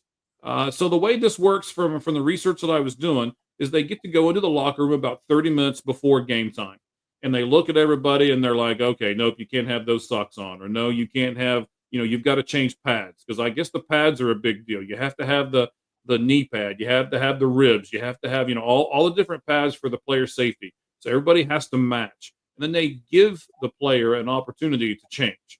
All right, they don't find them right away. They give them the opportunity to change, Okay. and then if they don't, then they find them. Do you like that sort of system to where they give you the opportunity to change, or should they just? It's like, no, you should kind of like the PEDs, right? No, you know what you should have on today. You've got an equipment person that sets all that stuff out on your chair, I'm sure, and you put on what they tell you to put on, and don't differentiate from this stuff. Yeah, I think it's amazing that that's how they have the system set up. I'm a little more surprised that it's not more punitive in that regard. What I do know is that every time someone gets fined, they complain about it. But if you had the notice, if you had the heads up, and you then go out and to the field with with your unmatching socks anyway, Right? like, why? Just why? I don't get it. You like throwing money away. I mean, I remember way back in the day, because I'm the Bengals guy. I remember when Chad Ochocinco used to do it all the time, but he never said, "Oh, I didn't know." He was like, "I don't care. I'm gonna wear what I want, do what I want, Right. find me, and I'm good." So as long as you've got that attitude with it, I don't Fine. necessarily care. Yeah. Yeah. But I also think that I don't know. I think maybe they're going a little overboard with the uniform, right? Um, Mm, give the players some freedom. I would like to see them give the players a little bit more freedom as to what they could wear and stuff like that. Now, this policy change is going to give the teams some more freedom. Like they can wear a certain helmet. They can get an okay. alternative helmet and wear it with the like the Eagles wear their Kelly greens. It's probably one of the most famous alternate jerseys they've got out there. So you can wear like a silver helmet with the Kelly greens, and everybody's okay with it. So that's what Mhm. this rule is going to do. So I'm going to be interesting. It's going to be interesting to see what kind of color matches and what kind of different things they come up with. And of course, I'm sure that having a contract with Nike through 2038 didn't hurt this whole thing any either. Well, So there's no. two more. Oh, go ahead, sir. I'm sorry. I didn't mean to cut you off, buddy. Go ahead. Oh, no, I was just agreeing. I was like, well, no, probably not. It didn't hurt. No, I'm sure it did. There's two more rules that I want to get to here that they have changed that I think is significant. If I don't smack the microphone with what I got right here, that would be great. Both teams will now get the ball in overtime during the regular season. What do you think about that? Both teams will now get the ball in overtime during the regular season. Oh, you know what? I saw this. I thought it was an April Fool's Day thing. This isn't a Nope. this is legit? This is real. They passed that earlier. Actually, it was yesterday when they passed it. So yeah, each team will get the ball during overtime. Now it's very specific. It does say during regular season games. So I assume that means the playoffs will go back to the way it's always been. But at least during Yeah. your regular season games, each team's going to get the ball. That's going to make a difference in how you coach, how the last 2 minutes of the game, how you lead up to that, right? Well, I always thought it was weird anyway. I understand that, you should have won the game within the first 4 quarters. So I very much understand that point. I still think it's odd that you can go into overtime and have it be where you don't get an equal opportunity just based on how the coin falls. I just always found that odd anyway. So I personally like this, and I hope it results in more ties because there's nothing worse than seeing 7-6-1 at the end of your team's record. Yeah, that one out there will just drive you bananas, won't it? Yep. Absolutely. So, and then we got one more thing that they're going for. This is interesting. I'm not sure if you heard anything about this, but let me give you the exacts here. Let me pull these glasses up so I get this exactly right.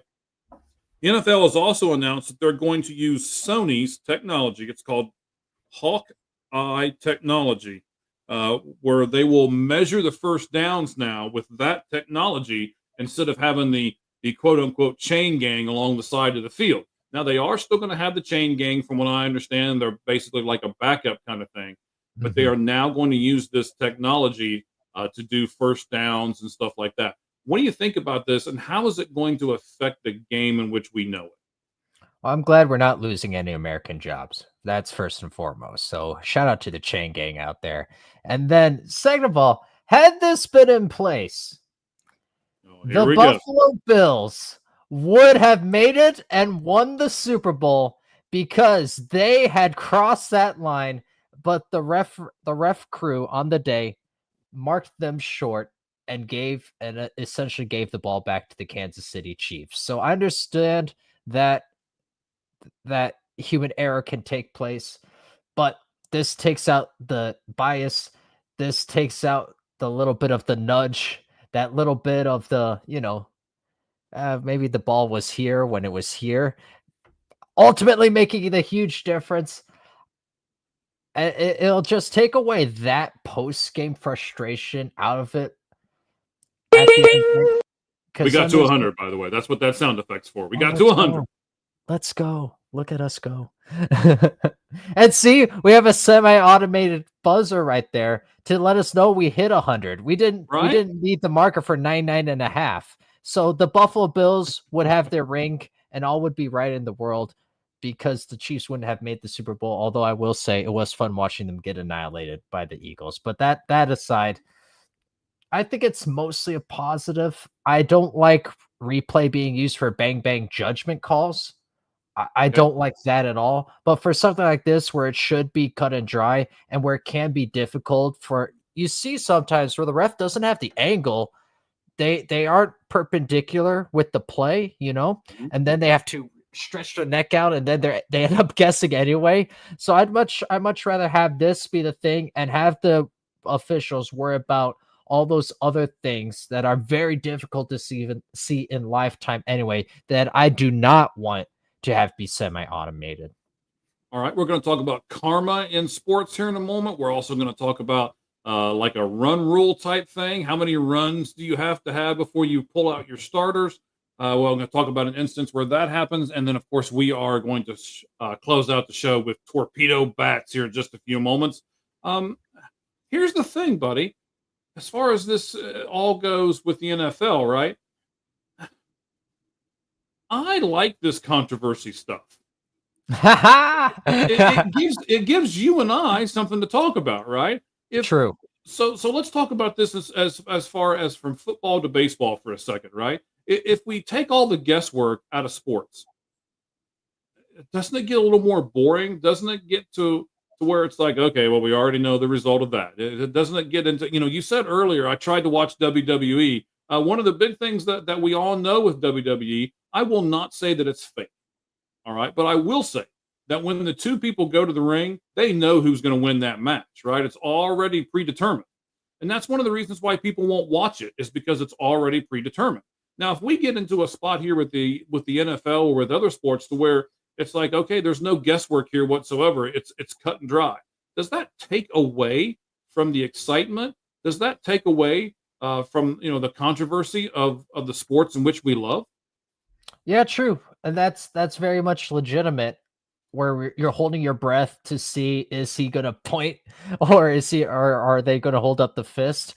Yeah, Hmm. that's definitely taking away from it. And at the end of the day, the athletes, they put in a lot of work, the coaches put in a lot of work, because it's a profession, but for the fans it's entertainment. And Right. so it is losing a sense of that entertainment value. That's a very good point, Michael. I hadn't thought of that. And then, I like the human aspect. And this is where I want to get into the baseball part of it, right? Well, they want robot umpires. If they do robot umpires, I will no longer watch baseball. And I love baseball. Don't take the human aspect out of it. I love the new challenge system that they put into place in spring training. I do. I want to get the calls right, but I also like that human aspect. Same kind of thing with referees and things like that, line judges and all that kind of thing in football now. You've got a person who stands on the sideline and does nothing but watches, the interior lineman and sees if they jump off sides, right? Because there's no Mhm, way that you and I can watch everything at once. There's no way that mhm. one ref can watch all of those players and be able to get all of those calls correct. So I'm just a little afraid that we're going to get it out of the human element of this, and it's going to be too robotic for me. Do you have the same concern or not, Gabriel? No, I like that, especially with baseball.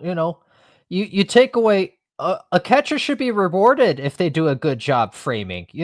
A pitcher who tries to thread that line and tries to extend the strike zone, that should be rewarded. So Absolutely. if you take that away, that that does steal away from the human element and the entertainment element, like you're saying. But also, then it also takes away from the efforts that the athletes are putting in. Of That's a part of the craft. That's not cheating. if you're able to get the umpire to give a call in your favor one way or another. And so and so I absolutely agree that and that's what I mean. Although I guess I am kind of, tongue in cheek or saying two things at once, right? Because a strike is a strike, but at the same time, you knew exactly what I meant by it. You can extend that strike zone though. Hmm. So for me, that leans a little bit more on the judgment call aspect of things, and that's absolutely where I don't think replay should have, or robots or AI or whatever the case Right. may be. That should have a role in those areas, in my opinion. Right. I mean, I'm just afraid that how many times have we seen a running back just bowl people over, and a lineman comes up behind him and pushes him across the line? Or how many times have we seen right before they fall down, they extend that arm out and they go past the first down marker, right? The individual efforts that we see. And I'm just a little scared, not a lot scared, but I'm a little scared that if everything becomes cut and dry and robotic, that Mhm. you're not going to get that extra effort, and you're not going to, those are the things that make me like certain players, right? That guy is man, he tries really hard. He's not just going through the motions. He is doing everything he can to make his team win. And that's what makes me love sports in general, and I just don't want to get away from it. Mhm. All right, buddy, so let's jump back in here. A little bit of music and we'll go back to MLB.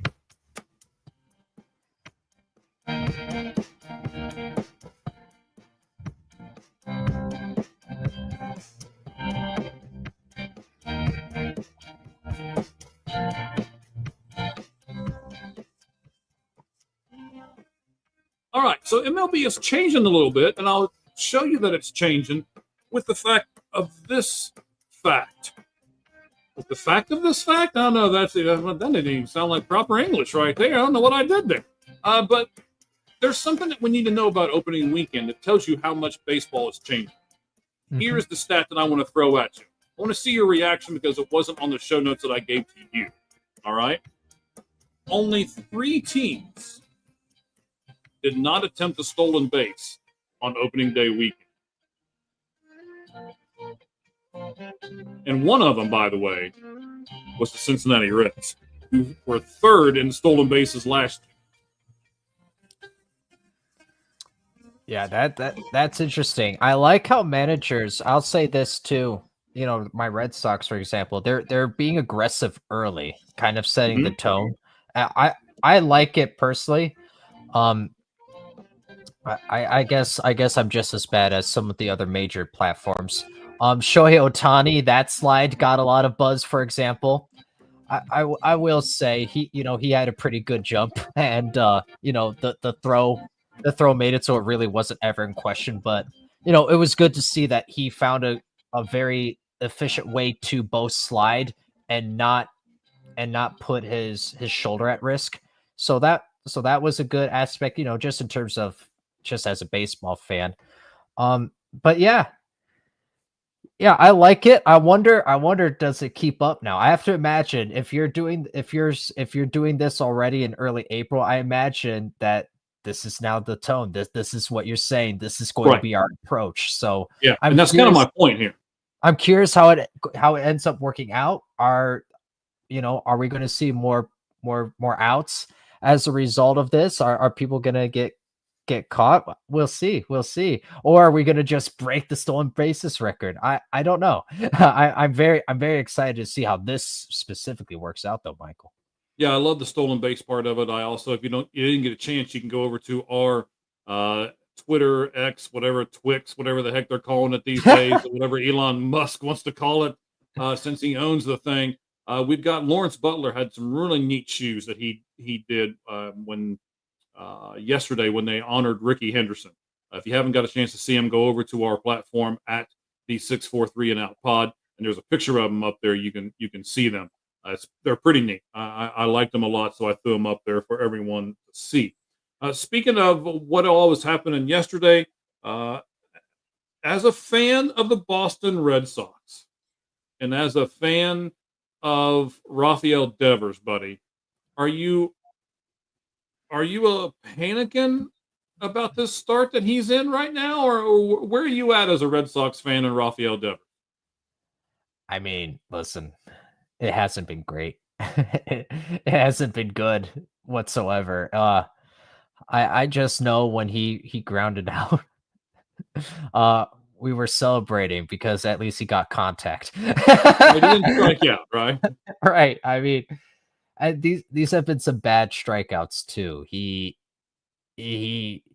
just right now he looks slow, and so I understand that a lot of people are pointing to him not playing third base as a potential cause for this.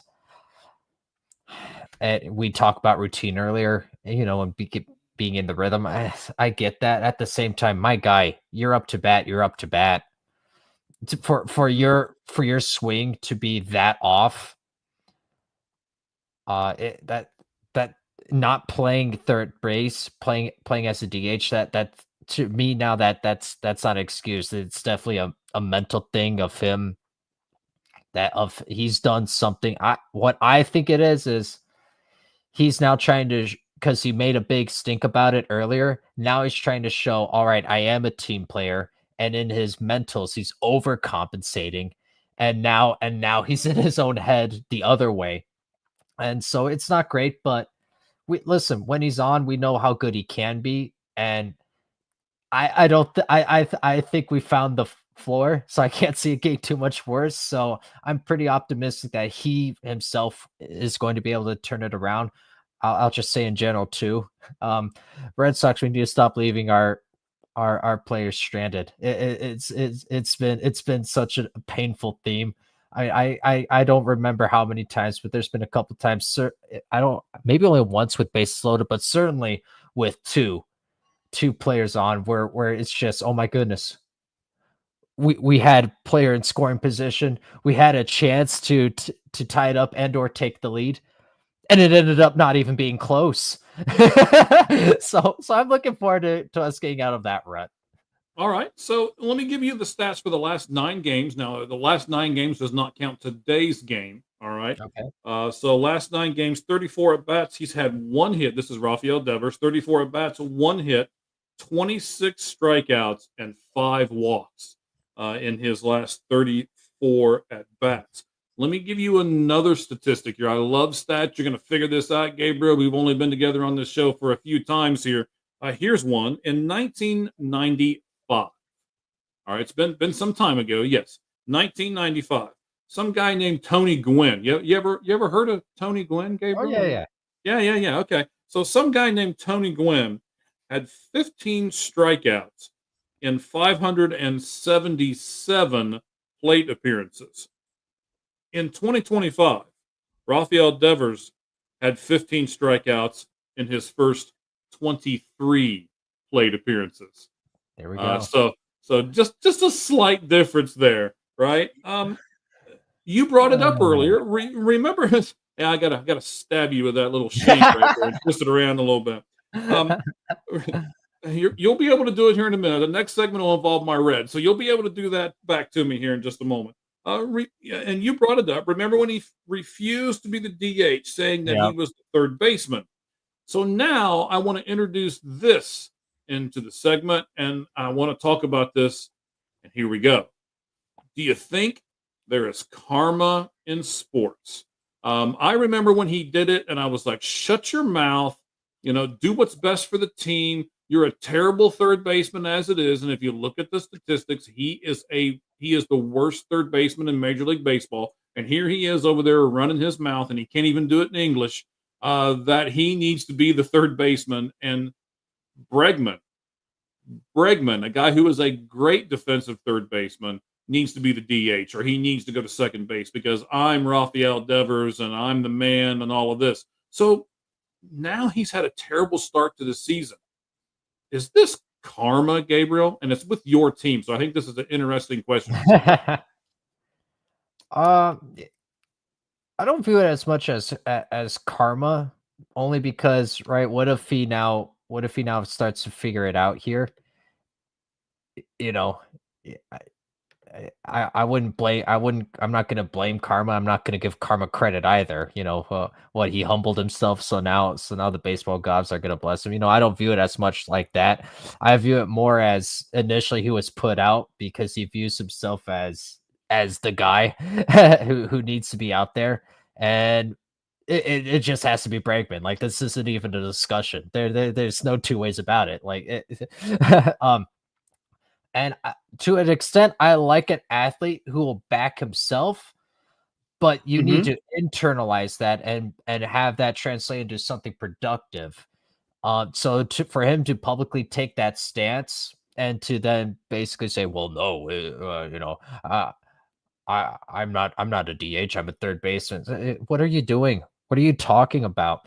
So for me, it's more about, this is all just culminating into him having an awful start to the year.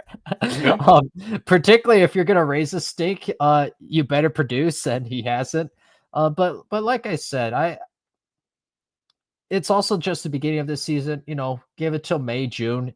I have a feeling he'll be back in the swing of things, and at that point, I won't then say, "Look at how karma reversed." I'll just say, "Oh wow, he shouldn't have run his mouth earlier. He had an awful start, and now he's kind of figured it out. And the Red Sox are above 500. Let's go." Okay. But I also have to ask this, because I think people, not only do they see this kind of karma, like, okay, you said something stupid and this is what you get for it. You did something dumb. This is what you get for it. I also think that when people do the right thing, that there could be positive karma. So are you going to tell me that karma doesn't exist? Or are you going to tell me there's only negative, there's only positive? I mean, when people say the right things, and you're like, "Oh wow, I really respect them for that," and then they come out and they have a, they let's say the one of the WNBA people says something really positive, then they come out and have a 30-point game. Or the next at bat after they talk about their father that just passed away. I remember Michael Lorenzen when he was a Cincinnati Red, and he was talking about his dad that had passed away, and then him being a pitcher, he gets a chance to bat in the bottom of that next game, hits a home run, and when he gets to the plate, he's showing his emotion and he's pointing to the sky and he's got all of that kind of stuff. So I think sometimes when you say the right thing and you do positive things in your community, that maybe there's karma in sports, and when you do positive stuff outside the sports realm, it still is rewarded on the field. Are you going to say no karma? Are you going to say only positive, only negative? Where are you going to go with this discussion here, real quick, Gabriel? No, I just don't think that if we're gonna assign credit or say this is what caused, X caused Y, I would have a very small sliver of the pie assigned to karma.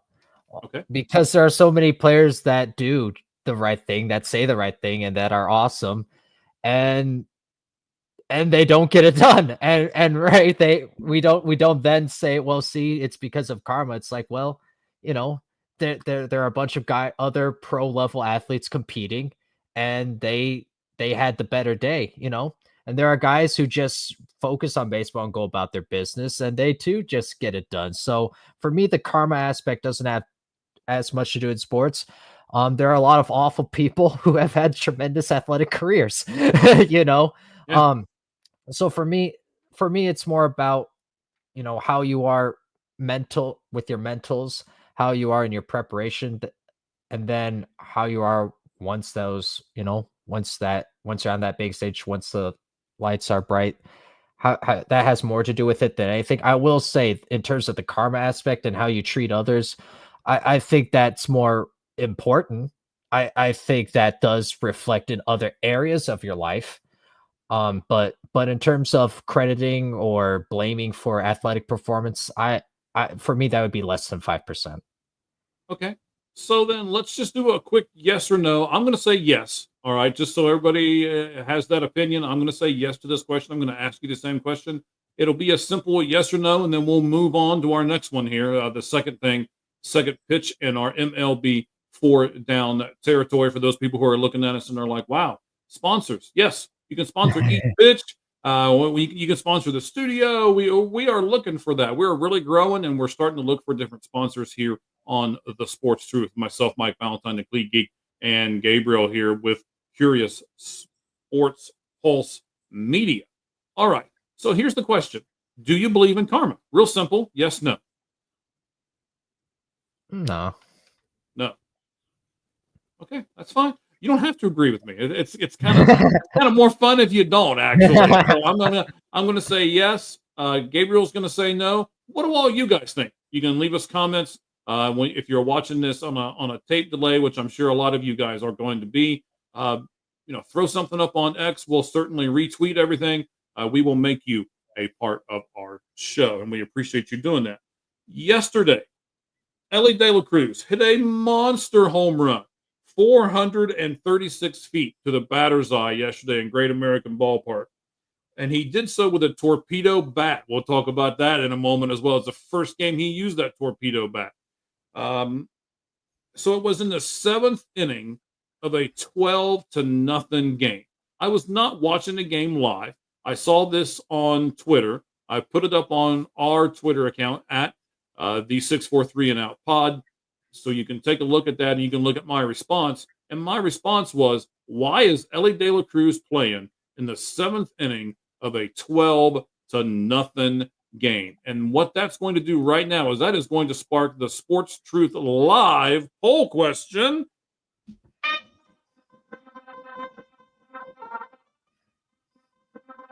All right, so go over to our account right now, again, at the 643 and Out Pod, and you have the chance to vote right now. Here is the question: how many runs do you need to be up in the 7th inning of a Major League Baseball game in order to pull your starters? And your choices are 5 runs, 7 runs, 10 runs, or you never pull the starters. There you go. I just clicked the button.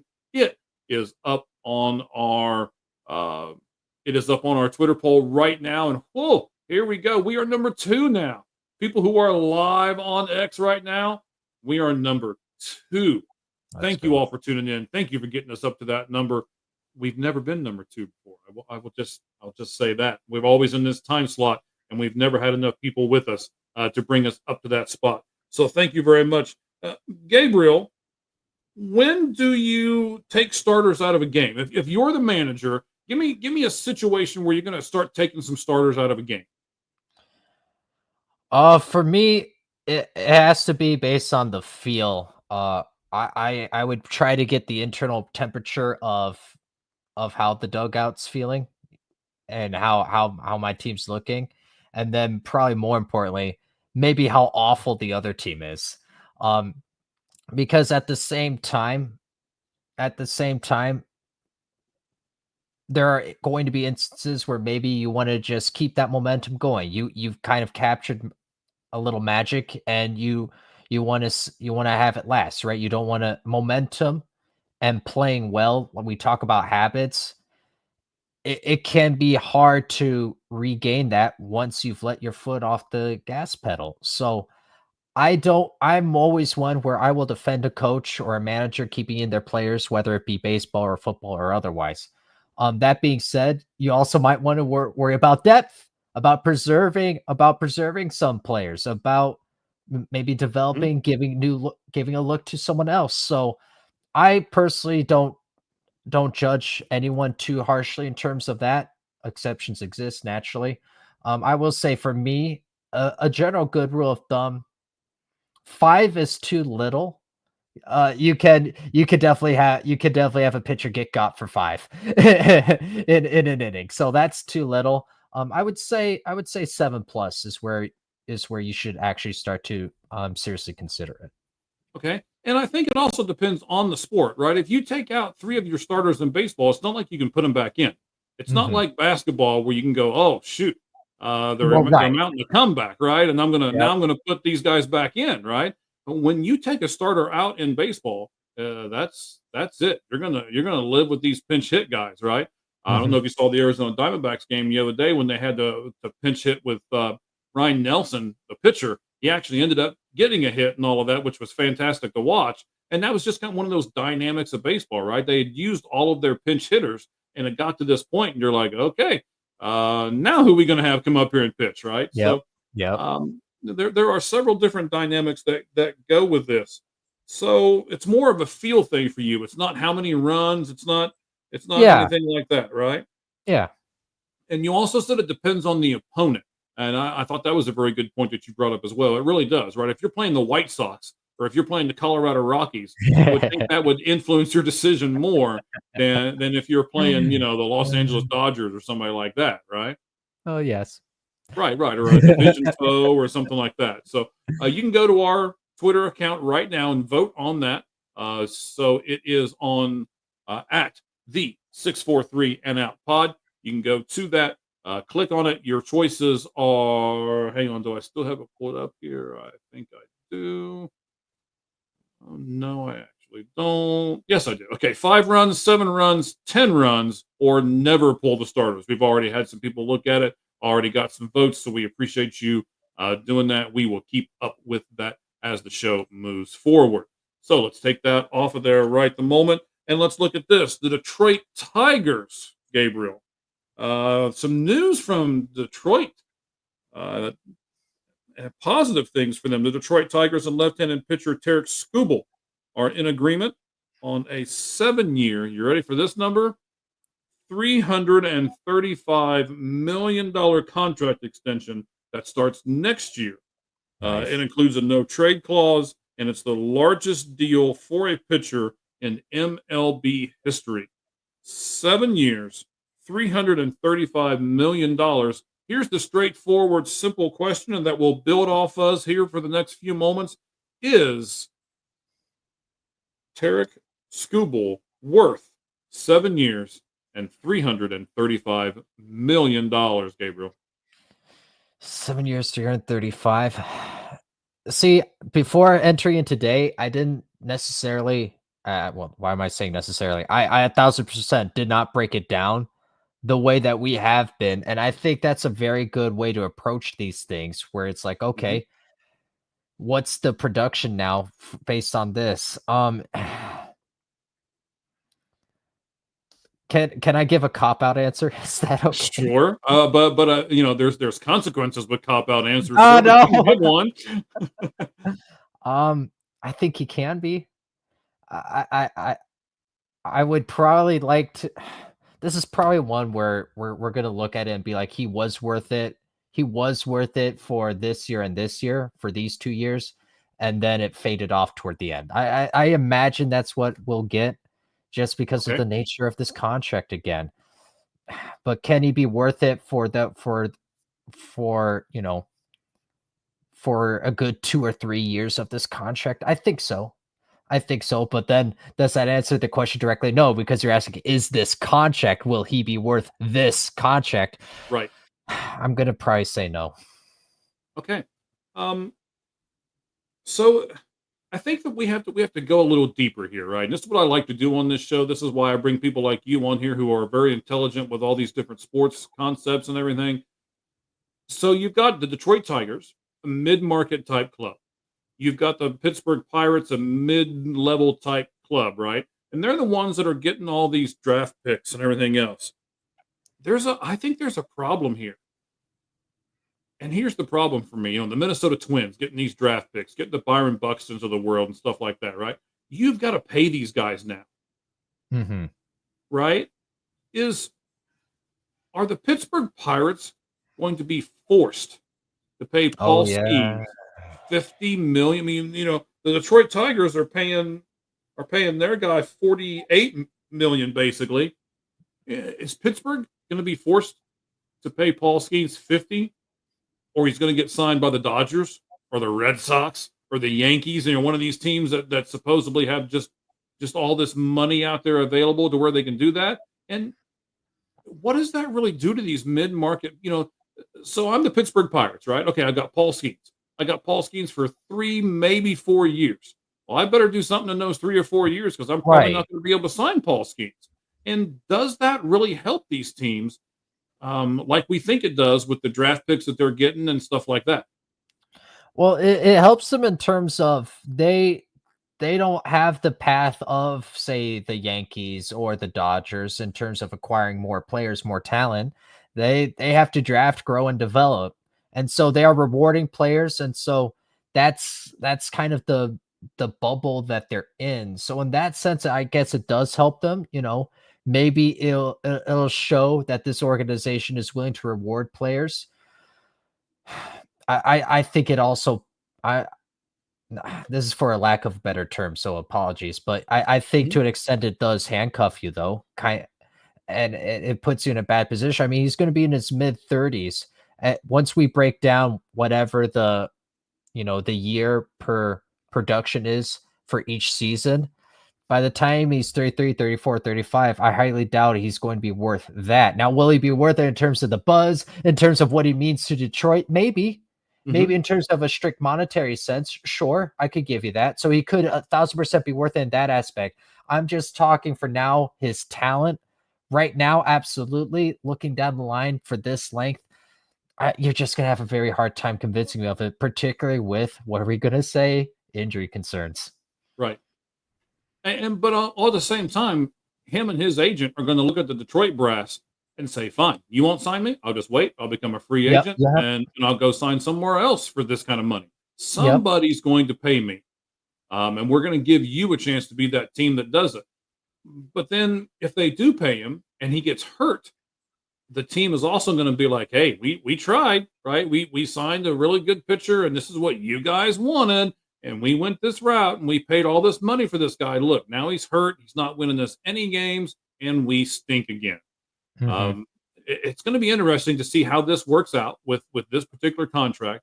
And I think the real interesting thing is how the follow up is going to be. And what I mean by the follow up is there are two teams that have two superstars right now that it's gonna be interesting to see what they're doing. One of them we've already talked about, Paul Skeens in Pittsburgh, and the other one is Ellie De La Cruz in Cincinnati. What are they going to do? Are they going to shell out millions and millions of dollars and keep those players? or are they going to do the whole, oh, we're a small market, mid-market team, we can't afford that. Sorry, guys, we gave you 4 good years of player X, and that's all we can afford. It will be interesting moving forward to see how they're going to do that. Here's It the puts last thing. you. Go Oh, ahead, sorry. buddy. It puts you in a rough position though. So you kind of see why I wanted to cop out. I eventually did say no, but it puts you in a really tough position. There isn't a great answer if you're a mid-market team Right. because you don't have those other options, and the player does have all the leverage in this situation. So Mhm. I don't envy the decision makers in those organizations whatsoever. I really think the answer is a shorter, big time contract. I Yeah, really yeah, do. I mean, yeah. in my opinion, it's okay. I'm going to give, so I'm going to pay him $48 million for 8 years in this contract. I would much rather I'll give you 150 million and for 3 years. I'll pay you the extra $2 million a year. And then fine. If you want to go out and sign with another LA Dodger, or you want to go out and sign with the Yankees after that 3 year contract where you're still in your prime, great. But now I'm going to increase it from 4 years of you to 7 years of you, and we'll roll the dice that way and see what happens. Mhm, So that mhm. would be kind of my solution. We'll see how all this stuff pans out, but it will be interesting. Last thing I want to look at here, because I want to compare uh, Scooble's contract with Crochet's contract, because you're the Red Sox guy, right? So here we go. Which contract would you rather have? See, we're throwing this in at the end. Again, we're circling these wagons back around. This will be the last thing we do before we go to torpedo bats here, right? So, which contract would you rather have as a fan? Would you rather have the $48 million a year for 7 years that they're going to pay to Scooble, or would you rather have $32 million a year for 6 years that you're going to pay to Crochet? I think you have to take the 32.6, right? That's a smaller amount and one less year. Well, smaller amount, one less year, but you're not going to tell me that you think Crochet and Scooble are on the same level, are you? Well, no, but Okay.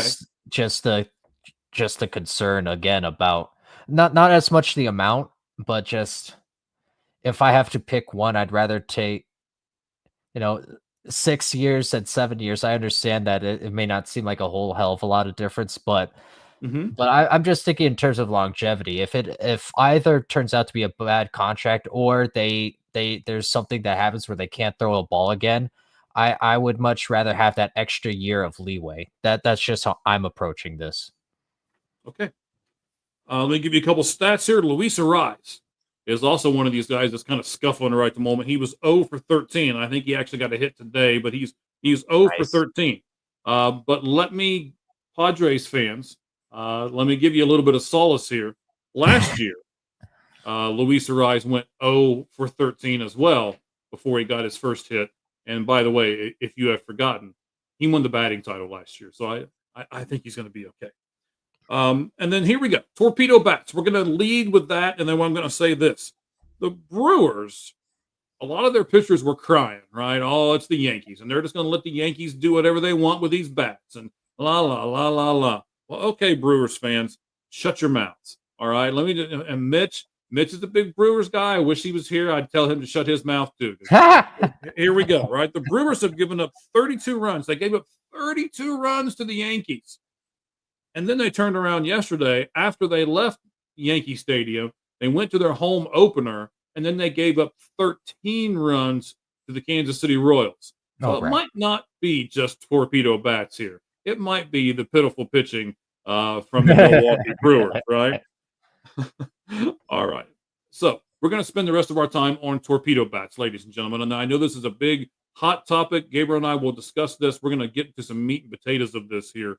Gabriel, you're going to see me spit out a lot of stats, and anytime you want to like interrupt me or whatever, just let me know. We haven't worked together a whole lot, so I'm not sure when you want to talk and when you don't want to talk. So I'll be doing some stuff here. First of all, Jose Trevino used the torpedo bat last year, and he batted 215. All right. So again, you're going to hear me say a lot of stuff, and then after my sentence, I'm going to say, calm down. Slow down, right? He batted 215 last year. The guy who invented this, Aaron Leanhart, it's Leanhardt. I believe it's pronounced Leanhart. His path is interesting. I want to tell you about his path, and then we'll discuss here, Gabriel. So the guy who invented the torpedo bat. He earned a PhD from MIT. He worked for a NASA funded research project, by the way. Oh my So he's goodness. no dummy. He was uh, a professor, a psychic professor, a psychic, physics professor. There we go. That's the right word. He was a physics professor at the University of Michigan for 7 years. And then after he did all this, after 40 years, he left academics to pursue his love, which was baseball. He started off at a place that no one's ever heard of before. Dawson County Community College in Montana was where he started. Nice. Then he became a Yankees minor league coach.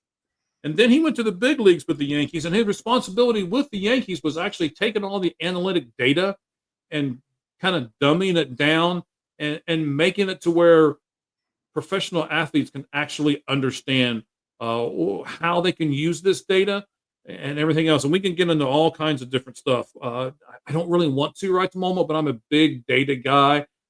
You'd be surprised what just a slight 2 feet in your batting stance, or holding your hands, an extra 6 inches above your chest, or any of those things can make a huge difference in what we're doing right at the moment. And then here we go, torpedo bats. That's what we're focused on right at the moment. So here we go. I'll give you these two statements, Gabriel, and then I'll let you comment for a moment. All right. The bats are larger, yet they're still within the rules, Hmm. and they are still trying to hit a round ball with Oh, a right. round bat. Right. Pete Rose famously said the hardest thing to do in the world is to hit a round ball with a round bat. Let's talk about that right at the moment. Then we'll dive into more of our torpedo bat segment here and discussion, buddy. Well, right. That's ultimately where I was coming from this as well. It, it could be a hollow tube, it could be timber, it could be titanium. Hmm. Whatever the bat is, you still got to swing it. You still have to make contact. Now, I understand what the argument is in terms of, well, these bats are shaped in such a way so that this is why the velocity and Whiz Kid and MIT. I listen. I understand all that. Um, if you don't throw a if you if you can set up the batter so that it's a swing and a miss, that's a total non-issue. And if you throw ducks right over the plate, then well, those were probably going to be home runs either way. So Correct. that's where I'm coming from this. And then case in point, first of all, you brought up a really great point in terms of them being regulations. So if if they if they found this supposed advantage within the rules, then that's fine. But I believe it was the Cubs. It was someone else in the Midwest. I believe it was the Cubs who Mhm. also used these torpedo bats, and I was about to kill our algorithm here.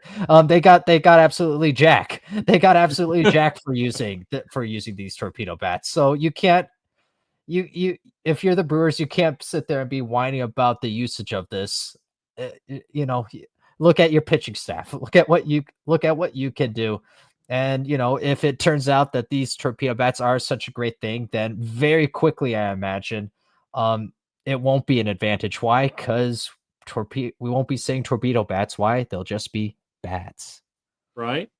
Absolutely. Now, let me give you the rule, right? We talked about the rules. So here's the rule, Rule 3.02. It says the bat shall be smooth and round and no more than 2.61 inches in diameter and no longer than 42 inches. So those are the rules. That's what the bats can be. So, it'd be like saying, oh, well, Barry Bonds hit so many home runs because his bat was 41 inches long and everybody else's bat was only 37.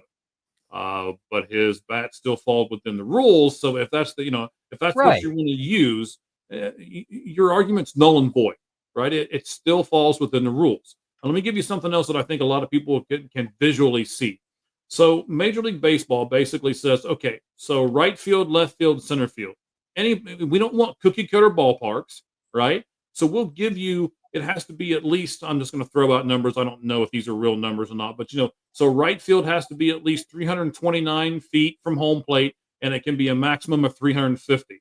So they don't care where it falls in. They don't care how how all that stuff happens. It's Yes. okay, right there's a minimum and there's a maximum, and you have to fall within that. These torpedo bats are still falling within the rules, and to be honest with you, I don't know why nobody thought about this sooner. All these people, really? I mean, if you think about it, this is what you want.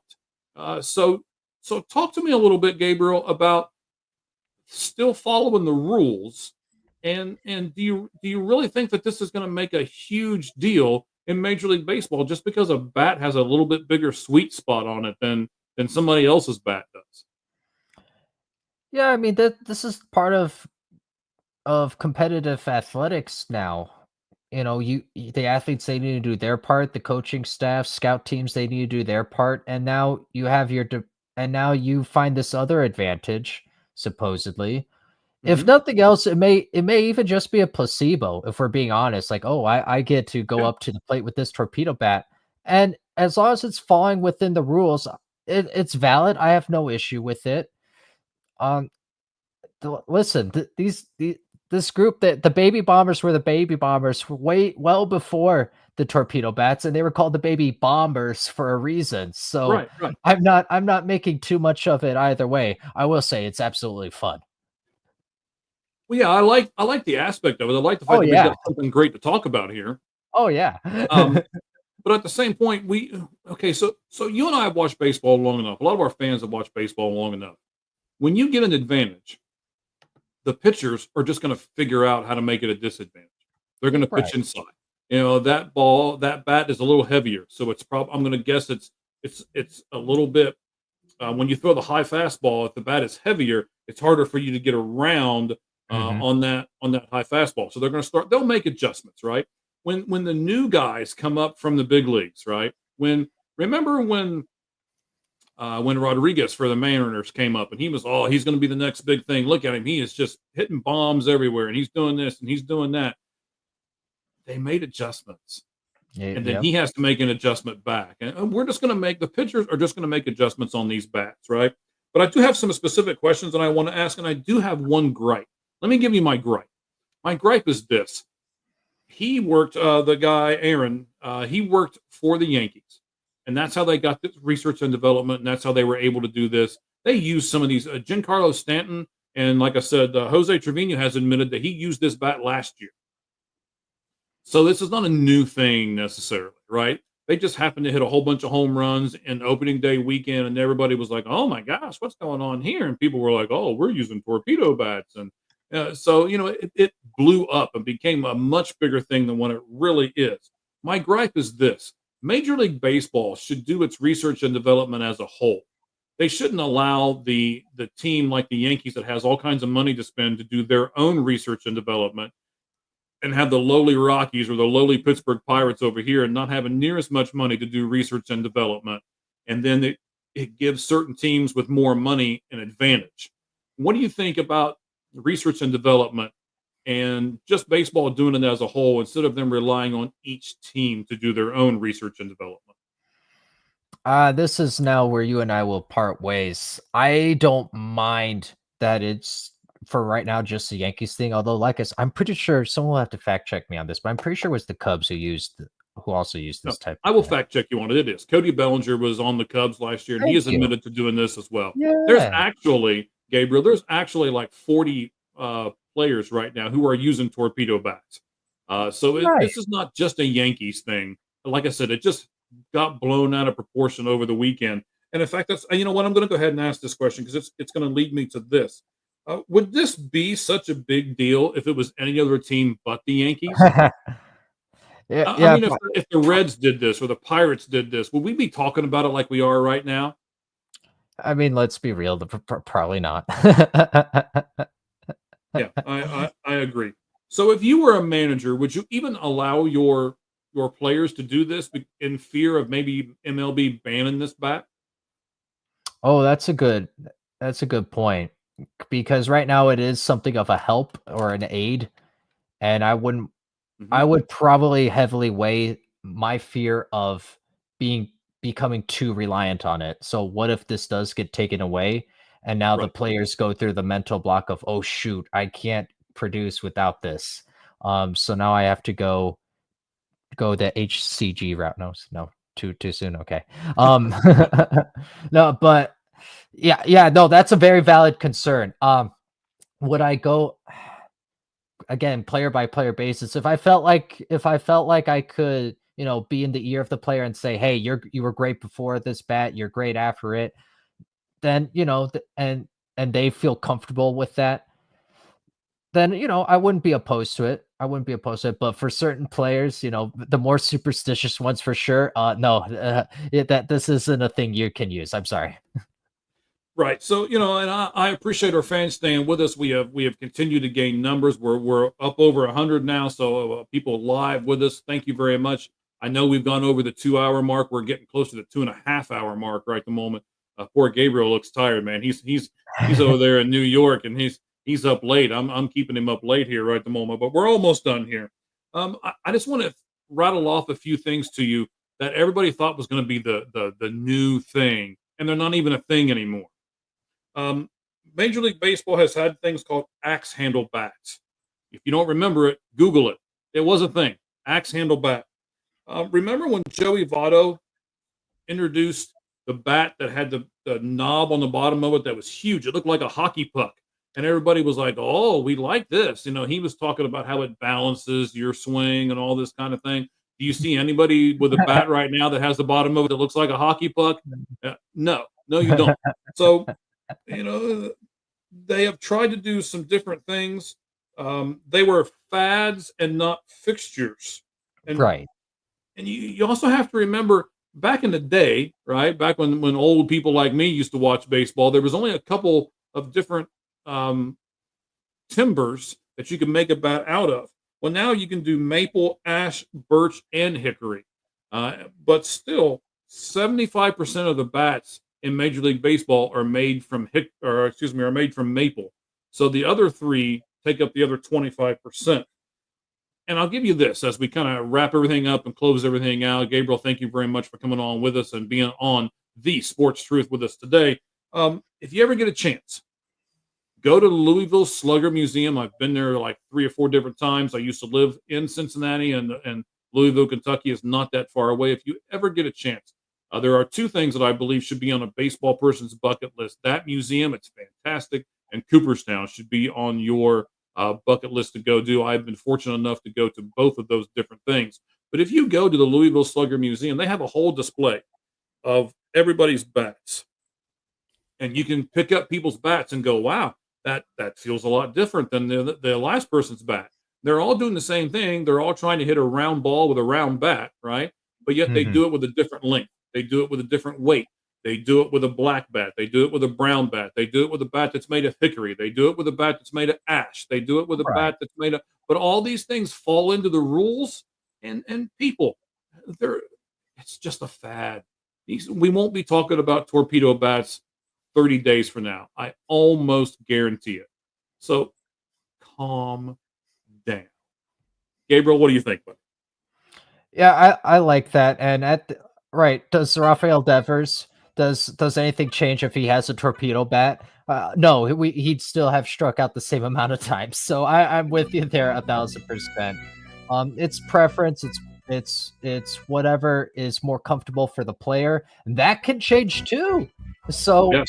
it right now feels good for these certain Yankees players. That can change within a month here. So I'm with you. This is way more a fad than something that needs to be outlawed ASAP. Right. All right, guys. So what we're saying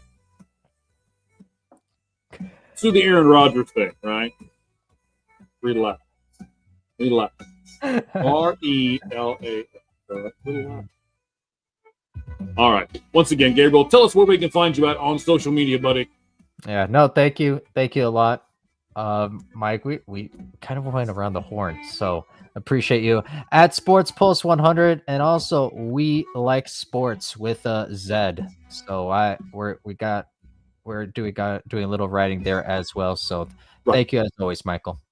Oh, no problem. So I am also associated with www.welikesportspc.com. That's sports with a Z, just like the Sportz Truth here is with a Z when you look it up. Gabriel is starting to do some writing with us.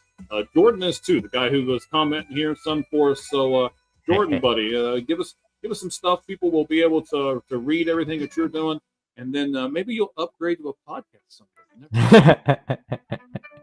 All right, Gabriel. Any last thoughts before we let everything go here at the 2 hour and 24-minute mark? Let's do this again next Tuesday. We'll have plenty of talking points, and maybe we'll have a submarine bat by then. Who knows? Oh, boy, you're just throwing some stuff out there now. All right, buddy. Hey, thank you very much for doing this with us. Thank you, fans, for staying with us. Our numbers never did drop. We kept climbing, and we appreciate it. And as we always say, as we close out the Sportz Truth for Tuesday, April Fool's Day, April 1st. The only thing that's fair in life is a baseball hit between the third and first base line. Good evening, everyone. Thank you all very much.